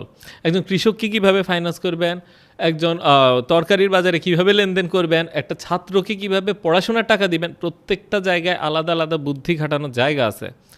যেই জায়গায় আমরা সুদটা দেখতে পাচ্ছি, ওই সব জায়গায় আমি এখন পর্যন্ত রেড ফ্ল্যাগ দিলাম যে না, stop it, this is injustice. এবং যে ফ্র্যাকশনাল রিজার্ভ ব্যাংকিং, যে এটা তো আসলে বলা যায় যে মানব জাতির উপর একটা অভিশাপ বর্তমানে, সেটা জেনে শুনে করছে। এমনকি তাদের ওয়েবসাইটে গেলে তারা স্বীকার করে যে এটা ভুল কিন্তু করছে। এবং নির্বাহী প্রধানের সাথে আমি সরাসরি সাক্ষাৎ করি, ওনার নাম নিয়ে কোনো কথা বলা নিষেধ আছে, আমি নামটা বললাম, কোনো এক নির্বাহী প্রধান, তিনি বললেন হ্যাঁ আমি ফ্র্যাকশনাল রিজার্ভ ব্যাংকিং করি। খারাপ? হ্যাঁ জানি খারাপ, কী করি, সবাই করে, আপনি পারলে পুরো সিস্টেম বদলান। তো আমার কথা হচ্ছে যে পুরো সিস্টেম যদি বদলাতে নাই পারেন, আপনি যদি খারাপ করতে বাধ্য হন, নিজেকে কেন হালাল নাম দেন? নিজে কেন দরজার সামনে লিখে রাখেন যে হ্যাঁ আল্লাহ ব্যবসাকে করছে হালাল, সুদকে হারাম, আসো এই দরজা দিয়ে প্রবেশ করো? সেটা তো কাস্টমারকে এই কথাগুলো বলে না। এবং এবং এবং একটু আগে একটা উদাহরণ দিয়েছি যে মদের সাথে মধু যদি কিছু মিশিয়ে দেন, বা মধুর সাথে মদ, মানে বিয়ার কি হুইস্কির তুলনায় একটু মন্দের ভালো কিনা, এবং মুনাফিক কি কাফেরের তুলনায় মন্দের ভালো কিনা। সবচেয়ে বড় ব্যাপার কি, যে মানুষটা কোনো মদ খাইতো না, তাকে বোতল ধরাই দিয়ে বলতেছি খেয়ে ফেলো, কিচ্ছু হবে না, হ্যাঁ নিয়ে না। জাস্ট এইটা, যে মানুষটা কোনোদিন সুদের জালে বন্দী হইতো না, তাকে আমি এটার মধ্যে এই যে আপনি একটা উদাহরণ দিলেন, এরকম আরও অসংখ্য জায়গায় সম্ভব। এটা হচ্ছে রিয়েল মুশারাকা, আপনি যেটা বললেন, এটা ওই সব জায়গায় সম্ভব। মনে করেন যে এই একটা বাড়ি করলেন আপনি, আমি বাড়ির অর্ধেকের ফাইন্যান্স করলাম। ধরা যাক আপনার 10 কোটি টাকার বাড়ি, আমি 5 কোটি টাকা দিলাম, আপনি 5 কোটি টাকা দিলেন। তো প্রতি মাসে ভাড়া আসে ধরলাম 10 লাখ টাকা। 5 লাখ টাকা পাবো আমি, 5 লাখ টাকা পাবেন আপনি। তাহলে সারা জীবন কি দুইজনই মালিক থাকবো, দুইজনই অর্ধেক অর্ধেক ভোগ করবো, এটাই তো নিয়ম। কিন্তু আপনি প্রতি মাসে 5 লাখ টাকা না দিয়ে, ধরেন আপনি বেতন আছে, চাকরি করেন, প্রতি মাসে আপনি এই 6 লাখ টাকা দিতেছেন। 6 লাখ টাকা কেন দিতেছেন? কারণ ওই 1 লাখ টাকা দিয়ে আপনি আমার থেকে বাড়ির একটু একটু করে মালিকানা নিতেছেন। তো ধরা যাক একটা ফ্ল্যাটের দাম যদি 1 কোটি হয়, আপনি 10 বছর চাকরি করে 1 লাখ টাকা দিয়ে 1 কোটি হয়ে যাবে। তখন আমি বলবো যে না, আমি আজকে থেকে ওই বাড়ির অর্ধেকের মালিক না, বাড়ি যদি 10 ফ্ল্যাটের হয় তুমি 6 ফ্ল্যাটের মালিক, আমি 4 ফ্ল্যাটের মালিক। তারপরে 6 ফ্ল্যাট থেকে কিন্তু এমন আরও বেশি ভাড়া আসবে, তার সাথে বেতন যুক্ত হয়ে আরও দ্রুত আরেকটা ফ্ল্যাট কিনবেন, আরেকটা কিনবেন, এইভাবে। এবং দিনে দিনে আমার অংশ কমতে থাকবে। আগে যদি আমি অর্ধেক মালিক হতাম, 6 লাখ টাকা দিলে আপনি দিতেছেন বাড়তি 1 লাখ টাকা। আর আমি যখন এর চেয়ে কম 2.5 লাখ টাকার ভাড়ার মালিক হব, তখন 6 লাখ টাকা দিলে আপনি 2.5 প্লাস 3.5, মানে অনেক বড় অংশ দ্রুত কিনে ফেলতেছেন। সম্পূর্ণ হালাল। আমার তো হালাল সিস্টেম, তবে আপনি এখানে কিন্তু মাঝখানে ফ্র্যাকশনাল রিজার্ভের কথা তুললেন, এটা কি ছোট্ট করে একটু ক্ল্যারিফাই করা যায় যে ফ্র্যাকশনাল রিজার্ভ বিষয়টা আসলে কি? ফ্র্যাকশনাল রিজার্ভ অত্যন্ত জটিল একটা বিষয়, এবং এটা এমন একটা বিষয় যে আমি বললাম যে আপনি ব্যাংকে রাখলেন 10 টাকা, ব্যাংক ঋণ দিবে 100 টাকা। এটা আমাদের সাধারণ চিন্তায় অসম্ভব, তাই না? আমার কাছে যদি থাকেই 10 টাকা, আমি তো 100 টাকা ঋণ দিতে পারি না। কিন্তু ব্যাংক পারে, কারণ bank can create money, bank can print money, this is digital money. আর ওইটাই আপনাকে ঋণ আকারে দেয় এবং তার উপর সুদ নেয়। এখন চিন্তা করেন, সারা দেশে আছে 10,000 কোটি টাকা, 10,000 কোটি টাকা আমি ব্যাংকে রাখলাম, ব্যাংক এটা পুরোটা ঋণ দিল। কত টাকা দিবে? 10কে 100 গুণ বানাবে, 1 লক্ষ কোটি টাকা। এর উপর সুদ আসবে কত? 10,000 কোটি টাকা। 1 বছরে সারা দেশের সব টাকা তার। তারপরের বছর কি হবে? তার বছর আপনি দেউলিয়া হবেন, কারণ সব টাকা তো তার হয়ে গেছে। এরপর সুদ দিবেন কেমনে? আপনি দেউলিয়া হবেন। দেউলিয়া হলে আপনার সম্পত্তিটা কার কাছে যাবে? ব্যাংকের কাছে। মানে এই যে সিস্টেমটা, এই সিস্টেমটা টিকায় রাখলে আপনার সম্পদ উপরের দিকে যাবেই। এমন না যে এটার জন্য তারা মেধা খরচ করতেছে বা ঝুঁকি নিতেছে। সিস্টেমটাই এমন যে আমি সম্পূর্ণ জাতিকে পুরাটা ঋণ দিব, এবং তার উপর যখন সুদ চাবো, তো জাতির কাছে তার কোনো টাকা নাই, সে আস্তে আস্তে আমাকে সম্পদ দিতে থাকবে। মনে করেন যে একটা খেলার মাঠে আপনাদের এই 5 জনকে ছাড়লাম, প্রত্যেকের হাতে 100 টাকা দিয়ে বললাম প্রত্যেকে 120 টাকা ফেরত দিবা, তারপর দর্শকের মতন বসে আমি খেলা দেখছি। আর বললাম কি যে হাই, প্রত্যেকে 120 টাকা দিবা, না দিলে তোমার সব সম্পত্তি কেটে নিব। আপনি চিন্তা করেন তো, এটা কি আপনারা পারবেন? যে প্রত্যেকের হাতেই আছে 100 টাকা, আপনাকে একটা খেলার মাঠে ছেড়ে দিছি, বললাম 120 টাকা, যে ফেরত দিতে পারবে না ওর সম্পত্তি কেটে নিব। সিস্টেমেই তো আপনি একজন তো দেউলিয়া হইতে বাধ্য, তাই না? 4 জন যদি ঋণ দেয় ফেরত, তাহলে 480 টাকা আসে, তার একজন 20 টাকা নিয়ে আসবে, হলো না? বললাম আচ্ছা, এই বছরে সুদ 20 টাকা, পরের বছর আরও 20 টাকা আনো। আপনাদের মধ্যে খেলাটা কিন্তু আসলে খেলা থাকবে না, গ্ল্যাডিয়েটর ফাইট হয়ে যাবে। আমি যদি বলি 2টা দল ফুটবল খেলো, যে জিতবে তাকে একটা কাপ দিব, সেটা হচ্ছে সুস্থ প্রতিযোগিতা। অনেকে ব্যবসা করবে, যে ভালো করবে তার সম্পদ একটু বাড়বে। কিন্তু আমি যদি পরে বলি যে আজকে 2টা টিমকে বলি যে আচ্ছা তুমি 11 জন, তুমি 11 জন, আগামীকালকে যে সবচেয়ে খারাপ খেলবে 2 জন, এদের সম্পত্তি আমি কেড়ে নিব, এদেরকে পিটায় বাইর করে দিব, তখন আগামীকালকের খেলাটার খেলা থাকবে না। আজকে রাত থেকে শুরু হয় পলিটিক্স, গুজুর ফুস, আমরা 3 জন বললাম, আমরা 3 জন এক গ্যাং করি, ওগুলো শেষ করে দিব। হ্যাঁ, কারণ সবচেয়ে খারাপ 2 জন খেলবো, ওদের মধ্যে যেন আমরা না হই। ওদিকে আরেক গ্যাং হবে, একে পরামর্শ দিবে, রেফারিকে ঘুষ দিবে, পরের দিন অস্ত্র নিয়ে মাঠে নামবে, ল্যাং দিবে, এর ছুরি দিয়ে অসুস্থ, খেলাটার খেলা থাকবে না, এটা যুদ্ধ হয়ে যাবে। ঠিক তেমনি সমস্ত ব্যবসায়ী কমিউনিটিকে ব্যাংক যখন ঋণ দিয়ে বলে আবার সুদে আসলে আরও দাও, ব্যবসার ব্যবসা থাকে না। সেই জন্য আপনি দেখেন কাস্টমার এক্সপ্লয়টেশন। আপনি বলেন কি যে ব্যবসায়ীরা ভালো না, অসাধু। সিস্টেমটাই তো এমন না যে এটা শুধু বাংলাদেশের কমন সমস্যা, পৃথিবীর প্রত্যেকটা দেশে একই সমস্যা, এবং কোনো দেশেই কিন্তু মানে এই সিস্টেম থেকে মুক্ত না। এইটা একটা সবচেয়ে বড় কোশ্চেন যে আমরা পৃথিবীর 180টা দেশ, তো ভাষায় বিভিন্ন রকম, আমরা চিন্তাধারা বিভিন্ন রকম, সংস্কৃতি বিভিন্ন রকম, কিন্তু অর্থনৈতিক সিস্টেমটা কেন সবার একরকম? তার মানে টোটাল অর্থনৈতিক সিস্টেম একটা কন্ট্রোলড সিস্টেম। এবং সারা দেশের থেকে যেইভাবে আমাদের দেশের ব্যাংক ব্যবস্থা টাকাগুলা, সম্পদগুলো, ভ্যালুগুলো কালেক্ট করে, তেমনি সারা বিশ্ব থেকে তার উপরে যারা আছে তারা কালেক্ট করে। আপনার যদি সার্চ করেন যে ফেডারেল রিজার্ভের মালিককে, আপনি বের করতে পারবেন না, কোনো দিনও পারবেন না, কোথাও উত্তরটা পাবেন না। কিন্তু এই প্রশ্ন সার্চই করেন না বেশিরভাগ মানুষ, কেউ জানে না। কিন্তু লেখা আছে এটা বেসরকারি প্রতিষ্ঠান। তারা কারা? তারা কারা এটা নিয়ে বহু চিন্তা, বহু গুজব, আসলে ওইটা তো আরেক আলোচনা। এবং অনেকে বলে বিশ্বব্যাংকে কি না, বিশ্বব্যাংক আসলে একটা পর্দা। বিশ্বব্যাংক আসলে মুদ্রা জাতীয় ইস্যুটা ডিল করে IMF, এবং IMF-এর স্টেক হোল্ডার সেন্ট্রাল ব্যাংকাররা, এবং সেন্ট্রাল ব্যাংকের স্টেক হোল্ডার কমার্শিয়াল ব্যাংকাররা, এবং এই ব্যাংকার জোট যেই মালিকানাগুলা, সেগুলা আসলে আমরা ওইভাবে চোখে দেখবো না, কারণ ওগুলার কয়েক প্রজন্ম পার হয়ে গেছে। আবার বিভিন্ন ফান্ড আছে, ওই ফান্ডের মধ্যে অন্যের ইনভেস্টমেন্ট আছে, ওই ফান্ডে এই ব্যাংক ইনভেস্ট। এইটা আসলে আমি বৈজ্ঞানিকভাবে কোনো, এতক্ষণ পর্যন্ত যে কথাগুলো বলছি এগুলোর কোনো কন্ট্রোভার্সি আনতে পারবেন না। কেন? কারণ এগুলো প্রত্যেকটা প্রমাণিত। আপনি ইন্টারনেট সার্চ করুন, ফ্র্যাকশনাল রিজার্ভ চলে আসবে। আপনি ইন্টারনেটে সার্চ করবেন যে কত টাকা প্রিন্ট হয়েছে আর কত টাকা ঋণ হয়েছে, আপনি দেখবেন যে বাংলাদেশে যেই টাকা আছে তার চেয়ে বেশি ব্যাংক ক্রেডিট। এটাই তো ফ্র্যাকশনাল রিজার্ভ। যে আমি বাংলাদেশ ব্যাংকের ওয়েবসাইটে যাই, আমেরিকার ব্যাংকের ওয়েবসাইটে যাই, মিশরে যাই, চীনে যাই, আপনার হচ্ছে এই কী বলে সৌদি আরবে দেখি, প্রত্যেকটা দেশে দেখবো যত টাকা ছাপানো হয়েছে তার চেয়ে বেশি ঋণ। This is fact, you can not argue. কিন্তু আপনি যদি বলেন কি যে টোটাল সিস্টেম প্রত্যেকটা দেশে এক, কেন? আমরা কি জানি সব কিছু এক হয় কখন? যখন উপরে একটা মাস্টার থাকে, তাই না? আমরা এখানে 10 জন 10 রকম আচরণ করবো, কিন্তু একজন যে কমান্ড দেয় তুমি এমনি করো, তুমি এমনি, তুমি দেখেন একটা শৃঙ্খলা আছে।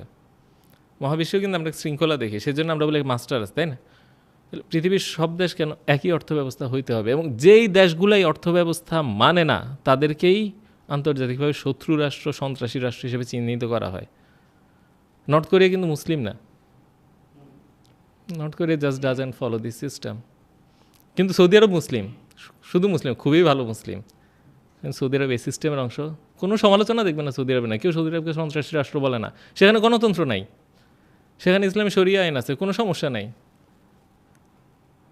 কিন্তু যদি আফগানিস্তানে এই ঘটনা করতে যায় খুব সমস্যা হয়ে যায়, আর বাংলাদেশ যদি করতে যায় শরিয়া আইন উড়াই দিবে।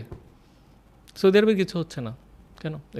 হ্যাঁ, তো বাংলাদেশ যদি এই সিস্টেমকে মেনে নিয়ে বলে হ্যাঁ তোমাদের সব কিছুর সাথে আছি, সাথে শরিয়া আইন একটু নিলাম, আচ্ছা নো প্রবলেম। ওয়াও, খুবই ডিপ আলোচনা ভাই। এখন আমরা তো সবাই ছোটোখাটো মানুষ, আমরাও এখন এই জায়গা থেকে আমরাও বুঝতেছি বিষয়টা। এখন আমি একটু আরেকটা ইয়াতে যাব এটার সাথে রিলেটেড, সেটা হইতেছে যে দেখেন টাকা পয়সা তো এখন ধরেন আমি সঞ্চয়পত্র বা যেটা বলবো, এখন আমি সুদ থেকে যতটুকু বের হয়ে থাকতে পারি, এখন ইনভেস্টমেন্ট আমি কোথায় করতে পারি? অনেকে ইনভেস্টমেন্ট নিয়ে কোয়েশ্চেন করবে, অনেকের মাথায় যে ভাই আমি ইনভেস্ট করব। এখন আমি চাকরি করতেছি ভাই, আমি বিজনেস করতে পারবো না, আমি জাস্ট ভাই বলেন আমি ইনভেস্ট করব। জমির দামও অনেক বেশি, আমি জমিও কিনতে পারবো না। এখন প্র্যাকটিক্যালি আমি কি করা যেতে পারে সেই ক্ষেত্রে? যে খুব ভালো একটা প্রশ্ন, খুবই ভালো। এইটা রিয়েল মানে মানুষের দাবি, এতক্ষণ আলোচনা পরে এটাই কিন্তু দাবি। হ্যাঁ, ইনভেস্ট তো আমরা করবো অবশ্যই, ব্যাংকে টাকা রাখবো না, সঞ্চয় ইনভেস্ট। আর জমি কিনা আসলে সাধারণ মানুষের পক্ষে খুব কঠিন হয়ে যায়। কিছু জমি আছে যে কিস্তিতে কিনা যায়, সেগুলো সম্ভব, কিন্তু ওই তাছাড়া বাকি জমিগুলো আসলে এইভাবে আমি নিজেও জমি কিনতে পারছি না। আসলে আমার আয় কিন্তু অত বেশি না, কারণ কি আমি সারা জীবনে যে লেখাপড়া করছি সেটা কিসের লেখাপড়া? সুদের লেখাপড়া। আমি আমার জ্ঞানটাকে কাজে লাগাচ্ছি সুদের বিরুদ্ধে। এটা একটা মজার জিনিস যে আসলে আমরা অর্থনীতির বইতে এমনকি ক্লাস 5 থেকে পর্যন্ত কোনোদিন সুদের বিরুদ্ধে কিছুই পাই নাই। এবং সুদের মধ্যে সবচেয়ে বেশি পড়াশোনা করছে যারা ফাইন্যান্সের ছাত্র, এবং আমি, এবং ছোটোবেলা থেকেই সুদ কষার অঙ্ক করছেন, জাকাত কষার অঙ্ক কিন্তু করেন নাই। জাকাত কিন্তু ইসলামের 5টা স্তম্ভের একটা, সেটা আমরা স্কুলে 10-12 বছরে শিখতে পারিনি। তো একটা কী শিখলাম আসলে, যে আমি বললাম যে আমার যে বিশ্বাস সেটা 5টা খুঁটির উপর দাঁড়ায় আছে, সেই একটা খুঁটির স্কুলে কোনোদিন শিখে না, কিন্তু শিখছি কিসে?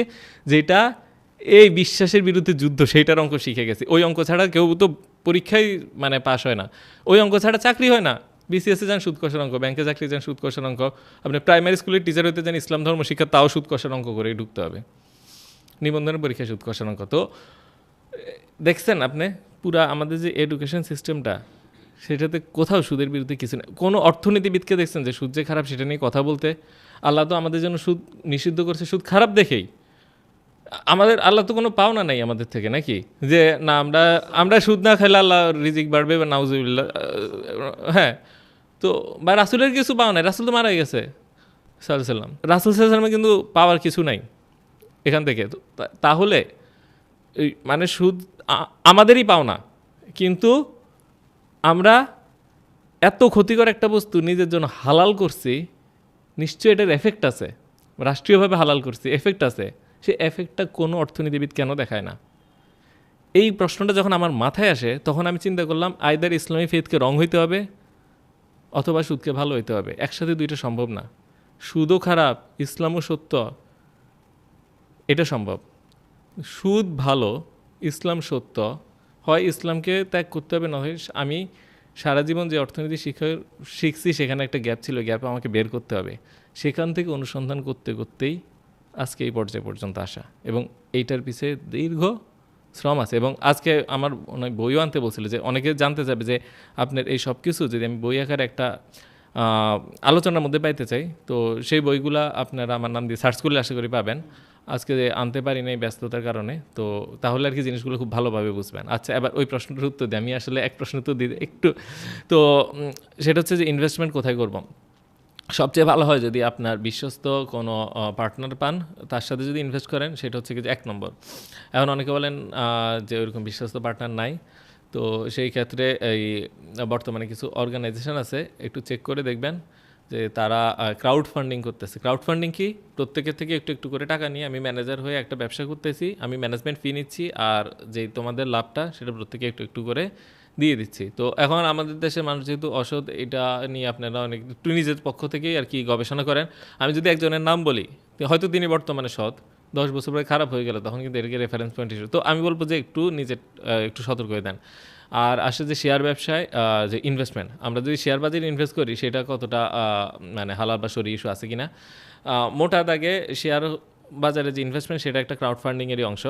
তো মানে বিশেষ করে আইপিও, এবং আমরা যে শেয়ার লেনদেন করি এটা সেকেন্ডারি মার্কেট, এটা সরিয়া ইস্যু সরাসরি নাই। কিন্তু যেটা সমস্যা সেটা হচ্ছে স্পেকুলেশন যখন করি, যে শেয়ার নিয়ে যখন আমরা খেলা শুরু করি, জুয়ার মতন শুরু করি। হ্যাঁ, ট্রেডিংটা যখন আমরা ওই ইনভেস্টমেন্ট হিসেবে করি না, স্পেকুলেশন হিসেবে করি। এই কথাটা ওয়ারেন বাফেটও বলছে, ইনভেস্ট ডোন্ট স্পেকুলেট। আমরা ভাবি এই যে এটা উপরের দিকে উঠতেছে, হ্যাঁ উঠবে, কিনে ফেললাম, বেচে ফেললাম। এই যে ইয়েটা আমরা রিয়েল ইনভেস্ট করতে চাই না, আমরা ভাবি যে এটা একটা ম্যাজিক মেশিনের মতন, টাকাটা দিব জুয়ার মতন ম্যাজিক মেশিন করে টাকাটা, এইভাবে যে এই ধরনের ইনভেস্টমেন্ট হয় এটা হবে না। লং টার্ম ইনভেস্ট করতে হবে, একটা কোম্পানির ফান্ডামেন্টালস দেখে বুঝে শুনে এই কোম্পানিতে ইনভেস্ট করবেন। সেই কোম্পানি যদি নিজে কোনো হারাম ব্যবসা না করে, নো প্রবলেম। এখন আপনি একটা ব্যাংকের শেয়ার কিনে বলেন আমি তো শেয়ার মার্কেট থেকে কিনছি, কোনো অসুবিধা নেই, বাবা আপনি কেরুয়ান কোম্পানির তো শেয়ার বেচে না, যাই হোক যদি ব্যস্ত কিনে বললেন যে না কোনো অসুবিধা না, এটা না, কোম্পানির ব্যবসা হালাল হতে হবে। এই ক্ষেত্রে অনেকে বলে আচ্ছা কোম্পানি তো সুদের কিছু লেনদেন করে বা ঋণ নেয়, বা আপনার কোম্পানির পোর্টফোলিওতে নিজেই হয়তো সুদের সাথে কিছু কিছু সম্পৃক্ত আছে, সেই ক্ষেত্রে কি আমি হালাল হবে কিনা।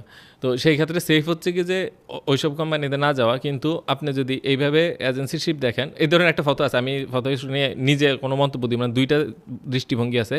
অনেকে বলে না ওই কোম্পানিকে ভালো করার নিয়তে, এবং যখন ভোট দিব এই ইস্যুটাকে তুলব এই নিয়তে আমি কিনতেছি। যদি 50%-এর কম হয় সে সুদের সাথে লেনদেন, এবং মূলত ব্যবসা হয় যে কিছু সুদযুক্ত আছে।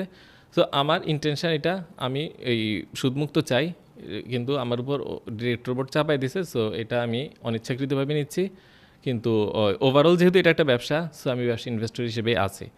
তো এটা একটা সলিউশন হিসেবে অনেকে ফতোয়া দিচ্ছেন। আর শেয়ার মার্কেটের জাকাতটা কিছু কমই আসে, গোল্ডে যেরকম জাকাত অনেক বেশি আসে, শেয়ার মার্কেটে জাকাত কম আসে। কেন? কারণ আপনি শেয়ারের ফুল ভ্যালুর উপর কিন্তু জাকাত দিতে হয় না। কেন? কারণ একটা কোম্পানির ফিক্সড অ্যাসেট আছে, কারেন্ট অ্যাসেট আছে। ব্যালেন্স শিট দেখলে দেখবেন যে কারেন্ট অ্যাসেট সামান্য, ফিক্সড অ্যাসেট অনেক। কারণ ফ্যাক্টরি, মেশিন এগুলোর উপর তো জাকাত নাই।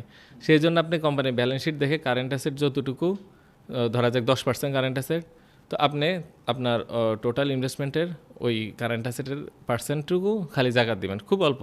এবং আরও মজার ব্যাপার হচ্ছে যে কারেন্ট লাইবিলিটি যেটা থাকে, ঋণ যে ওইটা আবার বাদও যায়, তো দেখা গেলো তেমন একটা জাকাত আসে না। শেয়ার মার্কেট একটা ভালো উত্তম, স্পেকুলেশন থেকে মুক্ত থাকতে হবে। আর যেসব কোম্পানি হেভিলি সুদের সাথে যুক্ত ওগুলোর থেকে যথাসম্ভব মুক্ত থাকতে হবে। তো এইভাবে ইনভেস্ট করতে পারেন, এটা আমার না, মনে না, হয়। অনেক অনেক কথা বলে ফেলছি ইনভেস্টমেন্ট, আমার কিন্তু মূল লেখাপড়া ইনভেস্টমেন্টই। আমি যে সিএফএ, আমার মূল লেখাপড়া ইনভেস্টমেন্টে, কিন্তু ওই স্পেকুলেশন আর সুদের সম্পৃক্ততা একটু বেশি থাকায় আমি অনেক সময় যেতে পারি না। এবং কিছু কিছু মিউচুয়াল ফান্ড আছে যেগুলা নাম ইসলামী মিউচুয়াল ফান্ড, যারা শুধুমাত্র যেই শেয়ারগুলা এই মানে এই সুদের সাথে বা অন্য হারাম ব্যবসার সাথে জড়িত না, শুধুমাত্র ওখানে ইনভেস্ট করে। তো এরকম মিউচুয়াল ফান্ডে ইনভেস্ট করলে আপনার টেনশন করতে লাগবে না, আপনি আপনার টাকাটা দিবেন, যে করার সে করবে। তো বলে রাখবেন যে স্পেকুলেশন না যায়, যেন রিয়েল ইনভেস্ট করে। এইটাই আমি তো আসলে এটা তুলে একটা আনতে সময়। চাচ্ছিলাম যে ওই যে যেটাকে বলে এসআইপি একটা আছে, যেরকম ইসলামিক যেটা সুকুকের যদি আপনি একটু করতেন আর কি, যে কয়েকটা জিনিস আছে, এটা যদি একটু আমাকে মানে আমাদের অডিয়েন্সের উদ্দেশ্যে আর একটু যদি বল, কিছু সারিয়া বেসড কিছু আছে আর কি, আপনার হইতেছে যে ফাইন্যান্স ইনস্টিটিউট আছে আর কি। আচ্ছা আচ্ছা আচ্ছা, সুকুক যেটা সেইটা একটা জিনিস, আর শরিয়া বেস যে হ্যাঁ, অ্যাসেট ম্যানেজমেন্ট সেটা আরেকটা। তো বর্তমানে দেখলাম কিছু কিছু ব্যাংকও আর কি শরিয়া বেসড ইসলামী অ্যাসেট ম্যানেজমেন্ট করছে। এরা ভিতরে কি করছে এই তথ্যটা আসলে বাহির থেকে পাওয়া ডিফিকাল্ট। অনেক সময় তারা মার্কেটিং করে, দেখা গেলো সারা জীবনে সে হালাল ব্যবসা কোনো কিছুর সাথে নেই, হঠাৎ করে একটা প্রোডাক্ট খুললো। আসলে এটা আমার জন্য একটা টেনশনের বিষয় যে বুঝতে এটা পারছি। ব্যাপারে না, কি বুঝতে মন্তব্য পারছি। দিব। বাট তো অপশন আছে, আমি এটা কিন্তু বলতেছি। আমি হ্যাঁ, আমি of course চাইতেছি না যে option আছে। অডিয়েন্স শুধু প্যানিক হোক, ভয় পাক, আমি এটা চাইতেছি না। না না না না, মোটেও না। ইসলাম ইজ বিউটিফুল। আপনি কারাবন্দি আছেন, আপনি কারাগার থেকে মুক্ত হবেন, আপনি তো প্যানিক করবেন যে আমি এখন কোথায় থাকবো। কারণ এটা তো আপনার ঘর ছিল কারাগার, আপনি তো আবার ঘর তৈরি করতে হবে। আপনি বলেন আমি খাবো কি, আপনাকে তো ফসল ফলাতে হবে। It's a panic when you live in prison. বুঝে গেল? তো ভয়ের কিছু নাই, জাস্ট আমি তো বেঁচে আছি নাকি আমি তো ভালোই আছি আলহামদুলিল্লাহ, আমি চিন্তামুক্ত আছি না। আমি তো ওই না খাই রাখাই না লাগদিন, আল্লাহ নীলতিমিকে খাওয়াচ্ছে না। একটা নীলতিমি যে পরিমাণ খায় আপনি সারা জীবনে জানি না অতটুকু খাইতে পারেন কিনা, ও তো সুদমুক্তভাবে খেয়ে যাচ্ছে। তা আপনার চিন্তা কি? একটা হাতি খাচ্ছে না বনে জঙ্গলে, যে হাতি সে কার চাকরি করে, কার থেকে সুদ নেয়, কিসের চিন্তা? ওইটা বাদই দিলাম, যে ইস্যুটা ছিল সুকুক আর এগুলো। হ্যাঁ, ওই যদি কেউ ভালোভাবে ওই মিউচুয়াল ফান্ডটা ম্যানেজ করে, যেটা বলছেন আলহামদুলিল্লাহ খুব ভালো। তার চেয়ে ভালো হয় উনি যেটা বলছে যে আমরা যারা সত্যিকার বিপদগ্রস্তদেরকে যে মুশারিকা সিস্টেমে যদি বারবার ইনভেস্টমেন্ট করে, আর যদি ক্ষুদ্র ঋণ সেখানে কর্জে হাসান আনতে পারে। এই যে আমরা যে দেখি বর্তমানে ক্ষুদ্র ঋণ প্রতিষ্ঠানের নাম বলবো না, তারা তো অনেক সুদ নেয়, কিন্তু নাম বললে আবার সমস্যা হয়ে যায়। যাই হোক, সুদখোর বলে মাইন্ড করে। তো এখন ব্যাপার হচ্ছে যে এগুলা যদি কেউ মানে এইসব প্রতিষ্ঠানে কিন্তু অনুদানের অভাব হয় না, আপনারা জানেন এইসব এনজিওগুলার। তো তারা অনুদানটা ম্যানেজমেন্ট কস্ট নিয়ে যদি কর্জে হাসানা করতে পারে তাইলেও চলে। আর যদি কর্জে হাসানার জাস্ট এই ট্রানজ্যাকশানের জন্য যে ম্যানেজমেন্ট কস্টটা আসে সেটা যদি আপনি বিয়ার করেন, কিছু মতামত আছে যে এটা হালাল, যে আপনি সুদ দিবেন না, শুধুমাত্র যে এই ট্রানজ্যাকশানটা করতে যে ফিটা লাগছে ধরে যাক সেইটা নিতে পারবেন। ধরে যাক আপনাকে আমি কর্জেশনে দিব, আবার ফেরত নিব, তো একটা লোক পাঠাইছি, তো এখন ওই লোককে আপনার কাছে টাকা দিয়ে আনতে তার রিক্সা ভাড়া লাগছে বা কিছু, আপনি ওকে ওই টাকা বললাম যে ওকে ওই টাকা দিয়ে দিও। ঠিক তেমনি যদি একটা প্রতিষ্ঠান চালানোর জন্য জাস্ট রিলেভেন্ট একটা ফিক্সড কস্ট নিতে পারে সবার থেকে, এটা এই সুদের হারের মতন না, এটা কিছু শর্ত আছে, ওইভাবে নিতে পারে, তাও নিতে পারে। যাই হোক, আর যেটা বলছিলাম সুকুক নিয়ে মনে হয় বলছিলাম, যে সুকুক কিন্তু আসলে হচ্ছে বন্ডের একটা অল্টারনেটিভ এবং খুব নাইস একটা অল্টারনেটিভ। সুকুক যদি কেউ রাইট ওয়েতে করতে পারে সেটা খুবই সুন্দর একটা সিস্টেম। এটা কীরকম, ধরেন আপনি বললেন যে আমার হাতে 10 কোটি টাকা আছে, আমি ফিক্সড রিটার্ন চাই, মোটামুটি ফিক্সড, একদম ফিক্সড তো আসলে সম্ভব না। তো এখন আমরা 10 জন আছি, প্রত্যেকের হাতে 1 কোটি, তো একটা বাড়ি করতে লাগবে 10 কোটি। এখন 10 কোটিটা নাই, 1 কোটি টাকা দিয়ে বাড়ি হয় না। তখন কি করব, 10 জন 1 কোটি টাকা জমা দিব, একজন ব্যক্তি 10 কোটি টাকা দিয়ে বাড়ি করে প্রতি বছর আমাদের ভাড়া তুলে দিবে। এটা কি হলো যে আমরা তারপরে 20 বছর যাবে, 20 বছর পর সে বাড়িটা বিক্রি করে দিবে, যেই দামে বিক্রি হবে আমাদের 10 জনকে 10 ভাগ করে টাকাটা দিয়ে দিবে। জাস্ট বন্ডের অল্টারনেটিভ। বন্ড কী ছিল, যে আমরা এই ঋণ দিব, আবার টাকা ফেরত পাবো, মাঝখানে লাভ পাবো। তো এখানে কী করলো, টাকা দিলাম, বাড়ি করলো, ভাড়াটা ভাগ করে দিল, তার বাড়িটা বিক্রি করলো, এবং এইটা ইনফ্লেশন অ্যাডজাস্টেড। আমরা যেমন দেখি টাকার ভ্যালু কমে যাচ্ছে, সেজন্য আমাদের লস হয়ে যাচ্ছে, এখানে এটা হবে না। কেন? কারণ বাড়িতেও 20 বছর পরে তার বেশি দামে বিক্রি হবে। সুকুক খুব নাইস জিনিস যদি ভালোভাবে করা যায়, কিন্তু বর্তমানে অনেক সুকুক বের হচ্ছে যারা আসলে কমপ্লায়েন্স মেনটেন করছেন। আসলে একটা জিনিস কি জানেন, আমরা যে যখন নিয়ম নীতি ভেঙে পড়ে, মোরালিটি থাকে না, আল্লাহর ভয় থাকে না, তো সেখানে আমরা লাভের জন্য যে কোনো কিছু করতে পারি। তো লাভের জন্য যদি সুকুকের নামে মিথ্যা কথা বলতে হয়, মানুষ বলে দেয়। এগুলা তো আসলে কোনো আইন দিয়ে এভাবে মানে একটা নজরদারি বোর্ড থাকবে ইন্ডিপেন্ডেন্ট, যারা কারো থেকে লাভ নিবে না, যারা হচ্ছে কি যে সবাইকে পুলিশিং করবে যে তুমি ঠিক মতন করছো কিনা। তাইলে আর কি আমাদের সবার জন্য জিনিসগুলো অনেক সহজ হতো। আমিও নাম বলতে পারতাম এর থেকে কিনেন ওর থেকে কিনেন। তো কিন্তু কেউ যদি রিয়েল সুকুক করে অবশ্যই কিনবেন, আর যদি বাজারে রিয়েল সুকুক না পাওয়া যায় আপনি নিজেরা মিলে নিজেরা করে ফেলতে পারেন। আমি মাঝে মাঝে মাদ্রাসাতেও আপনার লেকচার নেওয়ার সুযোগ হয়েছিল, এবং অনলাইনেও মাঝে মাঝে আমরা যে ইয়েগুলো করি, সেশনগুলো করি, সেখানে বিভিন্ন বিশ্বাসের মানুষও কিন্তু থাকে। তো অনেক সময় আমি প্রশ্ন করি যে আচ্ছা, আমরা যদি প্রত্যেকটা ব্যক্তি ঠিকভাবে জাকাত দিতাম, তাহলে কি আমরা হজরত ওমর রাদিয়াল্লাহু আনহু বা এই সময়ের আবু বকর রাদিয়াল্লাহু আনহু বা রাসূল ওইরকম একটা অর্থনীতি পাইতাম কিনা? তো মানুষে দেখি যে না পাইতাম না, মাথার মধ্যে যেন কি একটা, তখন বলে আচ্ছা কী সমস্যা, কী সমস্যা? তো বলে ভাই জাকাত তো ঠিক মতন দেই না। আমি বলি না ঠিক মতন দিব। বলে কি যে শোনেন, জাকাত দেওয়ার নিয়ম আছে। কী নিয়ম? যে আপনি এমনভাবে জাকাত দিবেন যেন সে লোকটা স্বাবলম্বী হয়, আগামী বছর না আসতে পারে। আপনি তাকে লুঙ্গি একটু দিলেন, তারপর হচ্ছে কি যে একটা গামছা কিনে দিলেন, এগুলো কোনো জাকাত হবে না। বলে আচ্ছা ঠিক আছে, যেমনি দেওয়ার তেমনি দিব, স্বাবলম্বী করে দিব, রিক্সা কিনে দিব, নয় তার হচ্ছে ঘর করে দিব, যে কোনো কিছু একটা করে দিব। এবারে কি আমরা ওই অর্থনীতি পাবো কি না? সবাইকে দিতে হবে, একদম সঠিক নিয়মে হিসাব করতে হবে। বলে হ্যাঁ করব, দিব। এবারে প্রায় 90% বলে হ্যাঁ ইনশাল্লাহ পাইতে পারি, কিন্তু দুই একজন একটু ইয়ে করে। আমি বলি কী সমস্যা? বলে ভাই এটা তো রাষ্ট্রীয়ভাবে করার নিয়ম, আসলে আমরা তো বেসরকারিভাবে এগুলো এইভাবে করি না বা করবো না। বলে যা, সরকার বললো যে হ্যাঁ আর কিছু হোক না হোক এই জিনিসটা আমি প্রপারলি এস্টাবলিশ করব, তাইলে কি আমরা ওইরকম একটা অর্থনীতি পাবো কিনা সোনালি। তারপরে সবাই ইনশাল্লাহ ইনশাল্লাহ খুশি। তো দেখা যায় যে একবার একটা কনটেক্সটে পুরা রুমের আমার পাশে যে ওস্তাদ ছিল, ওস্তাদ ছাত্রসহ প্রায় 40 জনই বলছে আমরা ওকে, একমাত্র আমি হাত তুলে বলছি না হবে না। সবাই অবাক, কী ব্যাপার, এ কেন? এখন আমার চ্যালেঞ্জটা কি 41 জনকে কনভিন্স করা, তাদের সবাই না বলতে হবে। এবং ওইটা হয়েছে। এবং আজকে আপনারা দুজন অবাক, আপনারা এখনই বলবেন না। একটা জিনিস চিন্তা করেন, সুদ কি আল্লাহ রাসূলের বিরুদ্ধে যুদ্ধ, আর আমাদের বর্তমান সমাজে কি রন্ধ্রে রন্ধ্রে সুদ। তার মানে আমাদের সমাজের প্রতিটা ইন্ডিভিজুয়াল আল্লাহ রাসূলের বিরুদ্ধে যুদ্ধ করতে শুধু জাকাত দিয়ে ওই অর্থনীতি পাবো? আপনি তো ভুলেই গেছেন যে আমরা কোন সমাজে আছি। আমাদের যে কর ব্যবস্থা, সেটা কি ওই কর ব্যবস্থার সমান না। আমাদের যে মুদ্রা ব্যবস্থা, যেখানে প্রতিটা টাকা সুদ, আমাদের যে এই টাকাটা একজন নিজের ব্যাংক ব্যবস্থা ফ্র্যাকশনাল রিজার্ভ ব্যাংকিংয়ের মধ্যে দিয়ে নিজের ইচ্ছা মতন ছাপাচ্ছে, এগুলো কি তখন ছিল? এই সব কিছু আপনি অক্ষুণ্ণ রেখে শুধু জাকাত দিয়ে একেবারে জগৎ উদ্ধার করে ছাড়বেন, এটা না, এটা হয় না এমনি। এবার বলেন আপনারা সম্ভব ওইটার এটা এক হওয়া? আমি প্রতিটা ইন্ডিভিজুয়াল কোনো না কোনোভাবে যুদ্ধরত আছি, আর আমি বলবো কি যে ওইটা পেয়ে যাব, এত সোজা না। তাহলে কি সুদকে উচ্ছেদ করতে হবে, তারপরে জাকাত দিতে হবে, তাহলে কি সম্ভব? না, তাও সম্ভব না।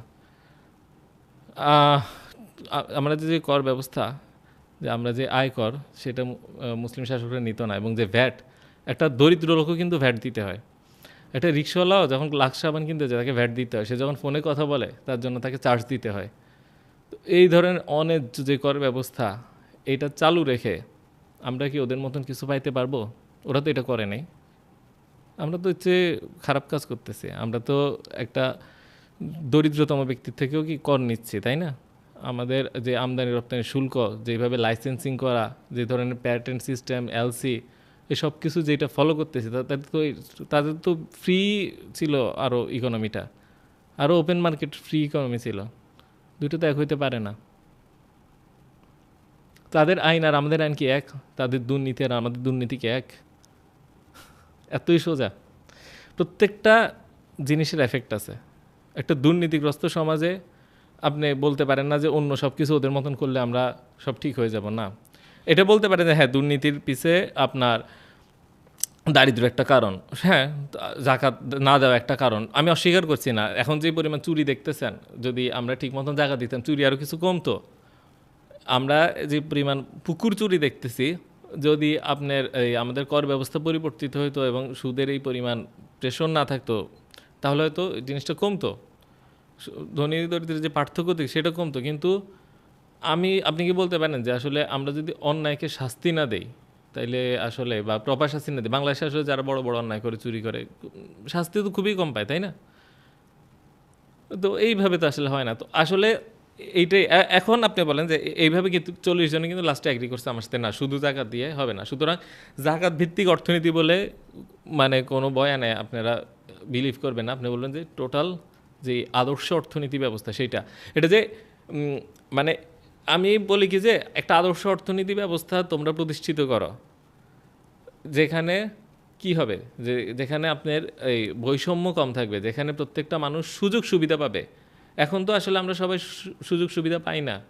আমরা তো যেই কোন পরিবারে জন্মাই অনেকটা তার উপরে নির্ধারিত হয়ে যায় যে আমরা কি চাকরি করব, কি পরিমাণ আমাদের সমাজে ইনফ্লুয়েন্স থাকবে, কে আমার কথা শুনবে, কে শুনবে না। আজকে যদি আমার 1000 কোটি টাকা থাকতো, আমার কথা মানুষ শুনবে না মানে পারলে লিখে রাখবে, এই অবস্থা করতো। কিন্তু আমার চেয়ে আরও জ্ঞানী কিংবা ওই 1000 কোটি টাকার চেয়ে মালিকের চেয়ে আরও অনেক জ্ঞানী মানুষ যদি কথা বলে, কত মূল্যবান কথা বলে সেটা কেউই শোনার লোক নাই। তার কথার মূল্য কে? ব্যক্তি হিসেবে আপনার যত টাকা আপনার কথা তত মূল্য। এরকম একটা পুরোপুরি সরলরেখা না হলেও এরকম একটা সিস্টেম কম বেশি দাঁড়াইছে। তার মানে কি আমাদেরকে আদর্শ অর্থনীতি ব্যবস্থা করতে হবে যেখানে আমাদের ইনইকুয়ালিটি কম থাকবে। ইনইকুয়ালিটি একটা বিগ প্রবলেম, যেখানে আপনার টাকা কম আছে দেখে কেউ আপনাকে অসম্মান করবে না, যেখানে একজনের 1000 কোটি টাকা আছে দেখে আপনি তাকে সালাম করে জন্মের ব্যাপারটা তা না। হ্যাঁ, মানুষ হিসেবে সালাম দিবেন, কিন্তু এমন না যে সে আপনার জীবনের উপর নিয়ন্ত্রণ আনবে। আপনি কি লেখাপড়া করেন, আপনি কি মিডিয়াতে কি দেখেন, আপনি কি খান, সব কিছুর উপর তার নিয়ন্ত্রণ যাবে, এরকম থাকবে না। এখন এই যে ইনইকুয়ালিটি, এটা কমানোর জন্য আমরা দেখি যে কল্যাণ অর্থনীতি বা ওয়েলফেয়ার ইকোনমি যেটা নর্থ ইউরোপে আছে, আমি কিন্তু ওইসব দেশেই ছিলাম, পড়াশোনা করেছি। তারা কি করে, তারা ধনীকে ট্যাক্স দেয় অনেক বেশি, মানে 40%, এমনকি হাইস্ট ট্যাক্স স্ল্যাব নরওয়েতে আপনার 60-70%-এও পৌঁছে যায়। তো মানে আপনার আয় কিছুই থাকে না, মাত্র 30-40% আয় নিজের পকেটে ঢুকাইতে পারেন। ওই পরিমাণ ট্যাক্স দিয়ে তারা সবার জন্য বেনিফিট দেয়, যে সমাজের সবার জন্য যে সাধারণ বেনিফিট সেগুলো দেয়, যে আপনার যে এডুকেশনটা ফ্রি, আপনার ছোটোবেলা থেকে একদম ইউনিভার্সিটি লেভেল পর্যন্ত এডুকেশনটা ফ্রি। তারপরে আপনার যেই স্টুডেন্টদের জন্য ওই যে ট্রান্সপোর্টেশন সেটা অনেক সাবসিডি করা থাকে। তারপরে হচ্ছে যে আপনার ওই যখন সন্তান হবে, যেই সন্তানের যতগুলো সন্তান হবে ততগুলো সন্তানের হাত খরচ দেওয়ার জন্য আপনি টাকা পাবেন। তো একটা ফ্যামিলি রেস করার জন্য কিন্তু এটা একটা বেশ মজাদার, যে আপনার সন্তান হওয়ার সাথে সাথে আপনাকে ক্যাশ দিচ্ছে কিছু, যে কষ্ট করছে সন্তানটা হয়েছে টাকা নাও, এবং প্রতি মাসে মাসে সন্তানকে পালবে একটু টাকা নাও, যত সন্তান হয় তত দিবে। তো এবং ওদেরকে স্কুলে দিবেন, স্কুলেও তারা কি ফ্রিতে লেখাপড়া করতে পারবে, এবং তারা যখন বাসে চলাফেরা করবে অনেক কম খরচে করতে পারবে। এবং যখন আপনি অসুস্থ হবেন, দেখা গেল যে আপনি চাকরি করা অবস্থায় 30 বছর বয়সে হঠাৎ অক্ষম হয়ে গেলেন, 2 পা চলে গেল, বা অ্যাক্সিডেন্ট হলেন, বা অসুখ হয়ে স্ট্রোক করলো, প্যারালে, আপনি যেই বেতন পাইতেন বাকি সারা জীবন ওই বেতনই পাইতে থাকবেন নরওয়েতে। এটা সরকার পেনশন ফান্ডের মাধ্যমে এটা ব্যবস্থা করতেছে। তো এর মধ্যে কি একটা এক ধরনের শান্তি আছে, তাই না? শুনতে তো শান্তি লাগতেছে। ইসলামও কিন্তু একই কাজ করে, যে বর্তমানে যে ওয়েলফেয়ার ইকোনমি সেটা ট্যাক্সের মধ্যে দিয়ে হয়, ইসলামে এটা হয় জাকাতের মধ্যে দিয়ে। জাকাত হচ্ছে কি, যে ইনইকুয়ালিটিটা তৈরি হয় উপর থেকে কিছু সম্পদ নিচে পার করে, এবং এতে কখনো গরিব ছোট হয় না। কেন ছোট হয় না? গরিব ধনীকে বলতে পারে এটা তো আমার হক, তুমি আমার হক মেরে খাইতেছ। এবং ধনী দিয়েও কখনো গর্ব করতে পারে না, আমি তো তোকে দিছি, এটা তোমার হক, বরং আমি কি করব, নিজে ওর বাড়িতে গিয়ে দিব, এটা নিয়ম। কারণ আপনি যদি আমার থেকে টাকা পান, আমি আপনাকে এসে দিব, সেটাতে নিয়ম। তো এখন যদি দেখেন যে ধনীরা গরিবের বাড়িতে বাড়িতে ঘুরে ঘুরে আপনার টাকা দিয়ে যাচ্ছে, দেখেন ধনী দরিদ্রের সম্পর্কটা কত সুন্দর হয়। এখন আমরা কি, ধনী হেট করে গরিবকে, গরিব ঘৃণা করে ধনীকে, একটা যেন টেনশন, একটা ফাইট, দরকার নাই তো।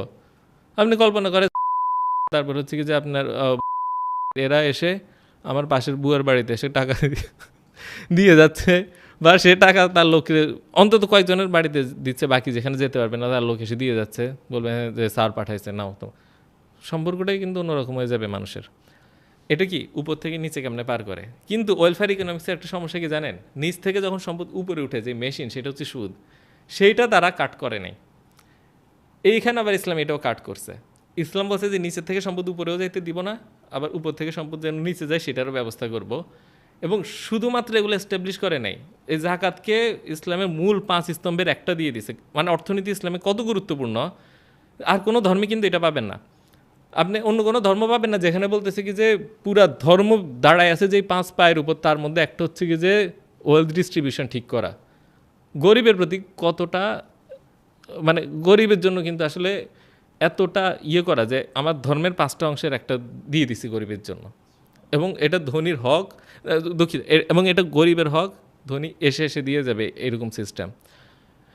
শুধু তাই না, সুদকে ইসলাম শুধুমাত্র হারাম করে নাই, বলছে সুদ যে নিবে সে জাহান্নামে থাকবে চিরকাল, এবং এটা যুদ্ধের মতন অপরাধ আল্লাহ রাসূলের বিরুদ্ধে। তাইলে কতটা ইম্পর্টেন্ট করছে ইসলাম এই জিনিসটাকে। এবং যে কর ব্যবস্থা এবং ইসলামের যে এই লেনদেনের নীতি, এগুলো যদি দেখেন সেটাও দেখবেন যে খুব ডিসেন্ট্রালাইজ। যে এখন আমরা যেরকম এই মানে প্ল্যান দেখি যে আমরা একটা জিনিসের পণ্যের দাম নির্ধারণ করে দিই, এই কয়েকটা কোম্পানি লাইসেন্স পায়, এরাই খালি লেনদেন করতে পারে, বাকি সবাই হচ্ছে কি যে এদের থেকে কিনতে বাধ্য, বারবার এরা প্রফিট করতেই থাকে, এসব সিস্টেম নাই।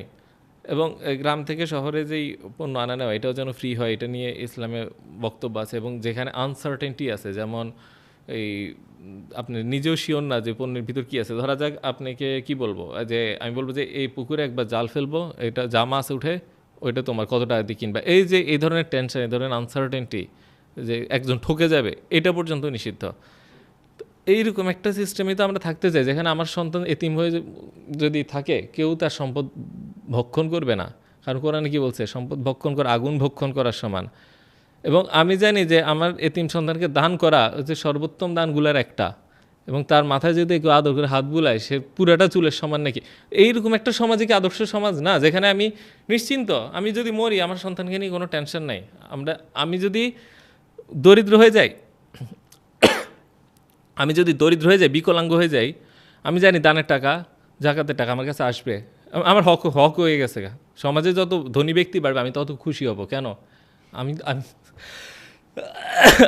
আমি তত বেশি পাবো। ধনী দরিদ্রের মধ্যে ভালোবাসার সম্পর্ক সৃষ্টি হয়ে যাবে। এরকম একটা সমাজ কি আপনার কাছে শুনতেই তো ভালো লাগতেছে, তাই না? কিন্তু ওটাকে আমরা টক্সিক করছি, অনলাইনে গালিগালাজ করি ইসলামের নামে। আল্লাহ মাফ করক, রাসূল সাল্লাল্লাহু আলাইহি ওয়াসাল্লাম তো সাহাবীরা তো গালিগালাজ করা তো মনে হয় না কোনো সোয়াবের কাজ বলে কোথাও কোনো হাদিসে দেখছেন যে রাসূল গালি দিচ্ছে। কিন্তু অনলাইনে যদি ইসলামিস্ট নামে যারা মানে অ্যাক্টিভিটি চালায়, অল্প কয়েকজন বাদে প্রচুর গালিগালাজ করে, গীবত করে, ট্রল করে, এটা তো আসলে একজন অমুসলিম কি দেখে মুসলিমের কাছে আসবে? আমরা খালি চিৎকার করে যদি বলি সুদ খারাপ, সুদ হারাম, এই হারাম, এটা করা যায় না, ওইটা করা যায়। আপনার যে একটা সুন্দর ছবি আছে, যে একটা সুন্দর ব্যবস্থা আছে, এটা যদি পৃথিবীর কোনো এক কোণে এস্টাবলিশ করে ফেলতে পারি, তারপরেই চিন্তা করেন যে বর্তমান যে এস্টাবলিশ সিস্টেম, এটার বিরুদ্ধে ওইটাই যুদ্ধ হয় কি না, এবং সবাই ওটাতে চলে যাইতে চায় কি না। এবার বুঝে গেল যে আসল যুদ্ধ কোনটা, আর নকল যুদ্ধ কোনটা, আর বিপরীত শক্তি কোনটা। এবং আমি লাস্টে তো আরেকটা কথা বলতে চাই যে আমি এই নিয়ে যতগুলা ইকোনমিক মডেল, মানে ইকোনমিক যেই মানে ইসলাম নিয়ে যদিও কথা বলছি, ইসলাম থাকাটা নেসেসারি না। আপনি যে ইকোনমিক মডেলটা বললাম, এটা যে কোনো দেশে যদি অ্যাপ্লাই করেন তারা বেনিফিটেড হবে। এটা যদি আপনি বলেন যে না, এই আজকে থেকে আমেরিকা কিংবা নর্থ কোরিয়া, ধরলাম নর্থ কোরিয়ায়, যে এই কিংবা আপনার চীন বা রাশিয়া, যে কেউ যদি এরকম বলে যে আচ্ছা এখন থেকে আমাদের দেশের জাকাত টাকাত কিছু বলার দরকার নাই, আমাদের দেশের ধনীদের সঞ্চিত সম্পদের এত % ডোনেট করতে হবে, ডোনেট করতে হবে কাদেরকে? এই ক্যাটাগরিকে। এই ডোনেশন দিয়ে কিন্তু রাস্তাঘাট নির্মাণ করা যাবে না, এই ডোনেশন দিয়ে ব্রিজ, মসজিদ, কালভার্ট কিচ্ছু নির্মাণ করা যাবে না, মাদ্রাসা নির্মাণ করা যাবে না, কিচ্ছু করা যাবে না, একমাত্র সরাসরি হাতে টাকা দিয়ে দিতে হবে। ওকে, আমি কিন্তু ইসলামের নাম কিছুই বলি নাই, জাস্ট সে বললো আমি ডোনেশন সিস্টেম চালু করছি, তারপর কি আজকে থেকে সুদ নেওয়া যাবে না। রাশিয়া বললো হ্যাঁ রাশিয়াদের আজকে থেকে সুদ নেওয়া যাবে না।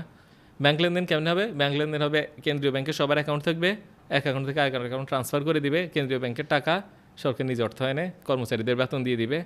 আমরা সবাই কি সব ধরনের লেনদেন করব, আমরা বিদেশ থেকে রেমিটেন্স পাঠাবো, আমরা গ্যাসের বিল দিব, ব্যাংকের লকারেও জমা রাখবো, এলসিও খুলবো, কোনো সমস্যা নাই, খালি ঋণ নিব না। একটা ঋণমুক্ত দেশ। তারপরে কি, যদি কেউ ক্ষুদ্র পর্যায়ে ঋণ নেয়, ছোটোখাটো ঋণ নেয় ভাই বন্ধুর থেকে, তারপরে সমস্যার কারণে, সৎ মানুষ কিন্তু সমস্যার কারণে ঋণ দিতে পারছে না, জাকাত এসে তাকে বেল আউট করবে, জাকাত টাকাতে কিছু বলা দরকার নেই, তাকে ওই যে ধনীদের সম্পদ বা থেকে বেইল আউট সিস্টেম করবো, হ্যাঁ বেইল আউট করবো বাস। আমাদের দেশে যদি কেউ এতিম হয়ে মারা যায়, ওর সম্পদ খাইলে তাকে কঠোরভাবে আমি শাস্তি দিব। আমাদের দেশে যে দান করবে, দানের মধ্যে শ্রেষ্ঠ দান হবে বিধবা, এতিম এবং অসহায়দেরকে দান। এবং আমাদের দেশে যদি একটা গরিবকে আরেকজন খাইতে নিরুৎসাহিত করে, তাকে বলবো এটাই তুমি অন্যায় করছো, শুধুমাত্র নিরুৎসাহিত করছো, এটাই অন্যায়। এইরকম একটা অর্থনীতি যদি রাশিয়া হয় এবং যদি মার্কেটটা হয় এমন যে মার্কেটে কেউ বাহিরের ইনফ্লুয়েন্স করবে না, মার্কেট হবে ফ্রি, যে প্রত্যেকে নিজের মতন করে লেনদেন করতে পারবে, কোনো একটা নির্দিষ্ট গোষ্ঠী সব লাইসেন্স নিয়ে তারাই সব ব্যবসা করবে, এটাও হবে না। এবং সেই দেশে এই আপনার চুরি দুর্নীতি এগুলো কঠোর শাস্তি দেওয়া হবে। এবং সেই দেশের মানুষ একজন আরেকজনকে গালিগালাজ করবে না, গীবত করবে না, একজন আরেকজনের পিছে অযথা শত্রুতা হিংসাও করবে না, অধিক সম্পত্তির লোভও করবে না, এবং দান করাটাকে মনে করবে জীবনের একটা সেরা পাওনা। ফরগেট ইসলাম, ওই দেশে আপনি যাইতে চান কিনা? কে যাইতে চায় না? ওইটাই তো আদর্শ। এই আদর্শটাই তো আমার দরকার। এবার সেটা ইসলামের নামে আসুক কি নামে আসুক, ওইটা তোমার ব্যাপার। তুমি মুসলিম না হইতে পারো, just I am building A model, look at this, implement this, I guarantee যে সারা বিশ্ব তোমার দিকে তাকায় থাকবে যে এইটাই তো সেরা। আমরা একবার বলি ক্যাপিটালিজম, তার বলি এটা এই সমস্যা, একবার বলি কমিউনিজম ওই সমস্যা, আরেকবার মিশ্র এটা তো এই সমস্যা। আমরা নিজেরাই জানি এগুলো সবগুলোই সমস্যা আছে। তো একটু দেখো না অন্য একটা মডেল দেখো, হারানোর তো কিছু নেই। তুমি নিজেই স্বীকার করতেছো আমার এই মডেলের সমস্যা আছে, তার একটা মডেল নিয়ে দেখো, পারলে একটা ছোট দামে চালু করো। এটাই আমার প্রস্তাব। Thank you so much Riya, যে আজকের এই ডিসকাশন থেকে আমরা প্রত্যেকে যদি এখান থেকে নিজেরা একটু করে চেষ্টা করতে পারি, আমি যেই অবস্থায় থাকি না কেন, আমি একা অথবা আমরা দলগতভাবে বন্ধুরা মিলে অথবা কলিগসরা মিলে দেশে থাকি বিদেশে থাকি, নো প্রবলেম, আমি কৃষিকাজের সাথে যুক্ত থাকি বা আইটির সাথে, বা ক্ষমতার শীর্ষে থাকি কিংবা ক্ষমতার নিম্নে, রাইট, নো প্রবলেম, যে যেই জায়গায় থাকি না কেন, সে যদি সেখান থেকে একটু চেষ্টা করি যে আমি কি আমার অবস্থার পরিবর্তন চাই কিনা, আমি কি সামগ্রিক অবস্থার কিছুটা পরিবর্তন চাই কিনা, সেখান থেকে যদি একটা এফোর্ট রাখার চেষ্টা করি, ইনশাআল্লাহ আমাদের মনে হয় আমাদের এই ডিসকাশনটা তাহলে যেমন অ্যাটলিস্ট আমি যদি এইটা করি যে ভাই আমি অ্যাটলিস্ট সুদ নিব না, এটাই তো আমি ইন্ডিভিজুয়ালি করতেই পারি। কারণ অনেকে আছে হয়তো বা আমরা সুদ নিচ্ছি জেনে না বুঝে, অ্যাটলিস্ট এটাও যদি আমরা করতে পারি, that can be a first step, and then আস্তে আস্তে ধীরে ধীরে হয়তো বা আরো আর আমাদের কাছে দোয়া করে আল্লাহ সহজ করে দিবেন, সহজ করতে হবে ইনশাল্লাহ ইনশাল্লাহ। আর আমি দর্শকদের জন্য একটা কথা বলতে চাই, সেটা হচ্ছে যে আজকে যা কিছু শুনলেন, এরপরে আপনার সামনে দুইটা রাস্তা, শুনলেন খুব মজা পেলেন, একটা লাইক বা কমেন্ট করে ভুলে গেলেন, অথবা আপনি এটা মাথায় রাখলেন এবং সারা জীবন চিন্তা করলেন যে কিভাবে আমি কল্যাণের পথে একটা পা হলেও বাড়াবো। এই দুই রাস্তার মধ্যে কোন রাস্তায় যাবেন সম্পূর্ণ আপনার সিদ্ধান্ত এবং আপনার জবাবদিহিতা, সেটা আপনিই ঠিক করেন তো কি করবেন। অলরাইট, সো আল্লাহ আমাদের কল্যাণের দিকে নিয়ে যাক। আর আজকের এই ডিসকাশনের যদি আরো ইনডেপথ আমরা জানার চেষ্টা করি, যেগুলো মোহাম্মদ পাটোয়ারি ভাই বহু বছর ধরে লিখে আসছেন, তার লেখা প্রায় 8টি বই অলরেডি অ্যাভেলেবল। সেই বইগুলো যদি আপনারা দেখতে চান, ডেসক্রিপশনে সেগুলোর লিঙ্ক দেওয়া থাকবে। সো রিকোয়েস্ট করবো সেগুলো নিয়ে আরো দেখুন, আরো জানুন। সো থ্যাংক ইউ এভরিওয়ান এতক্ষণ ধরে আমাদের সাথে থাকার জন্য। দেখা হবে নেক্সট এপিসোডে। আসসালামু আলাইকুম।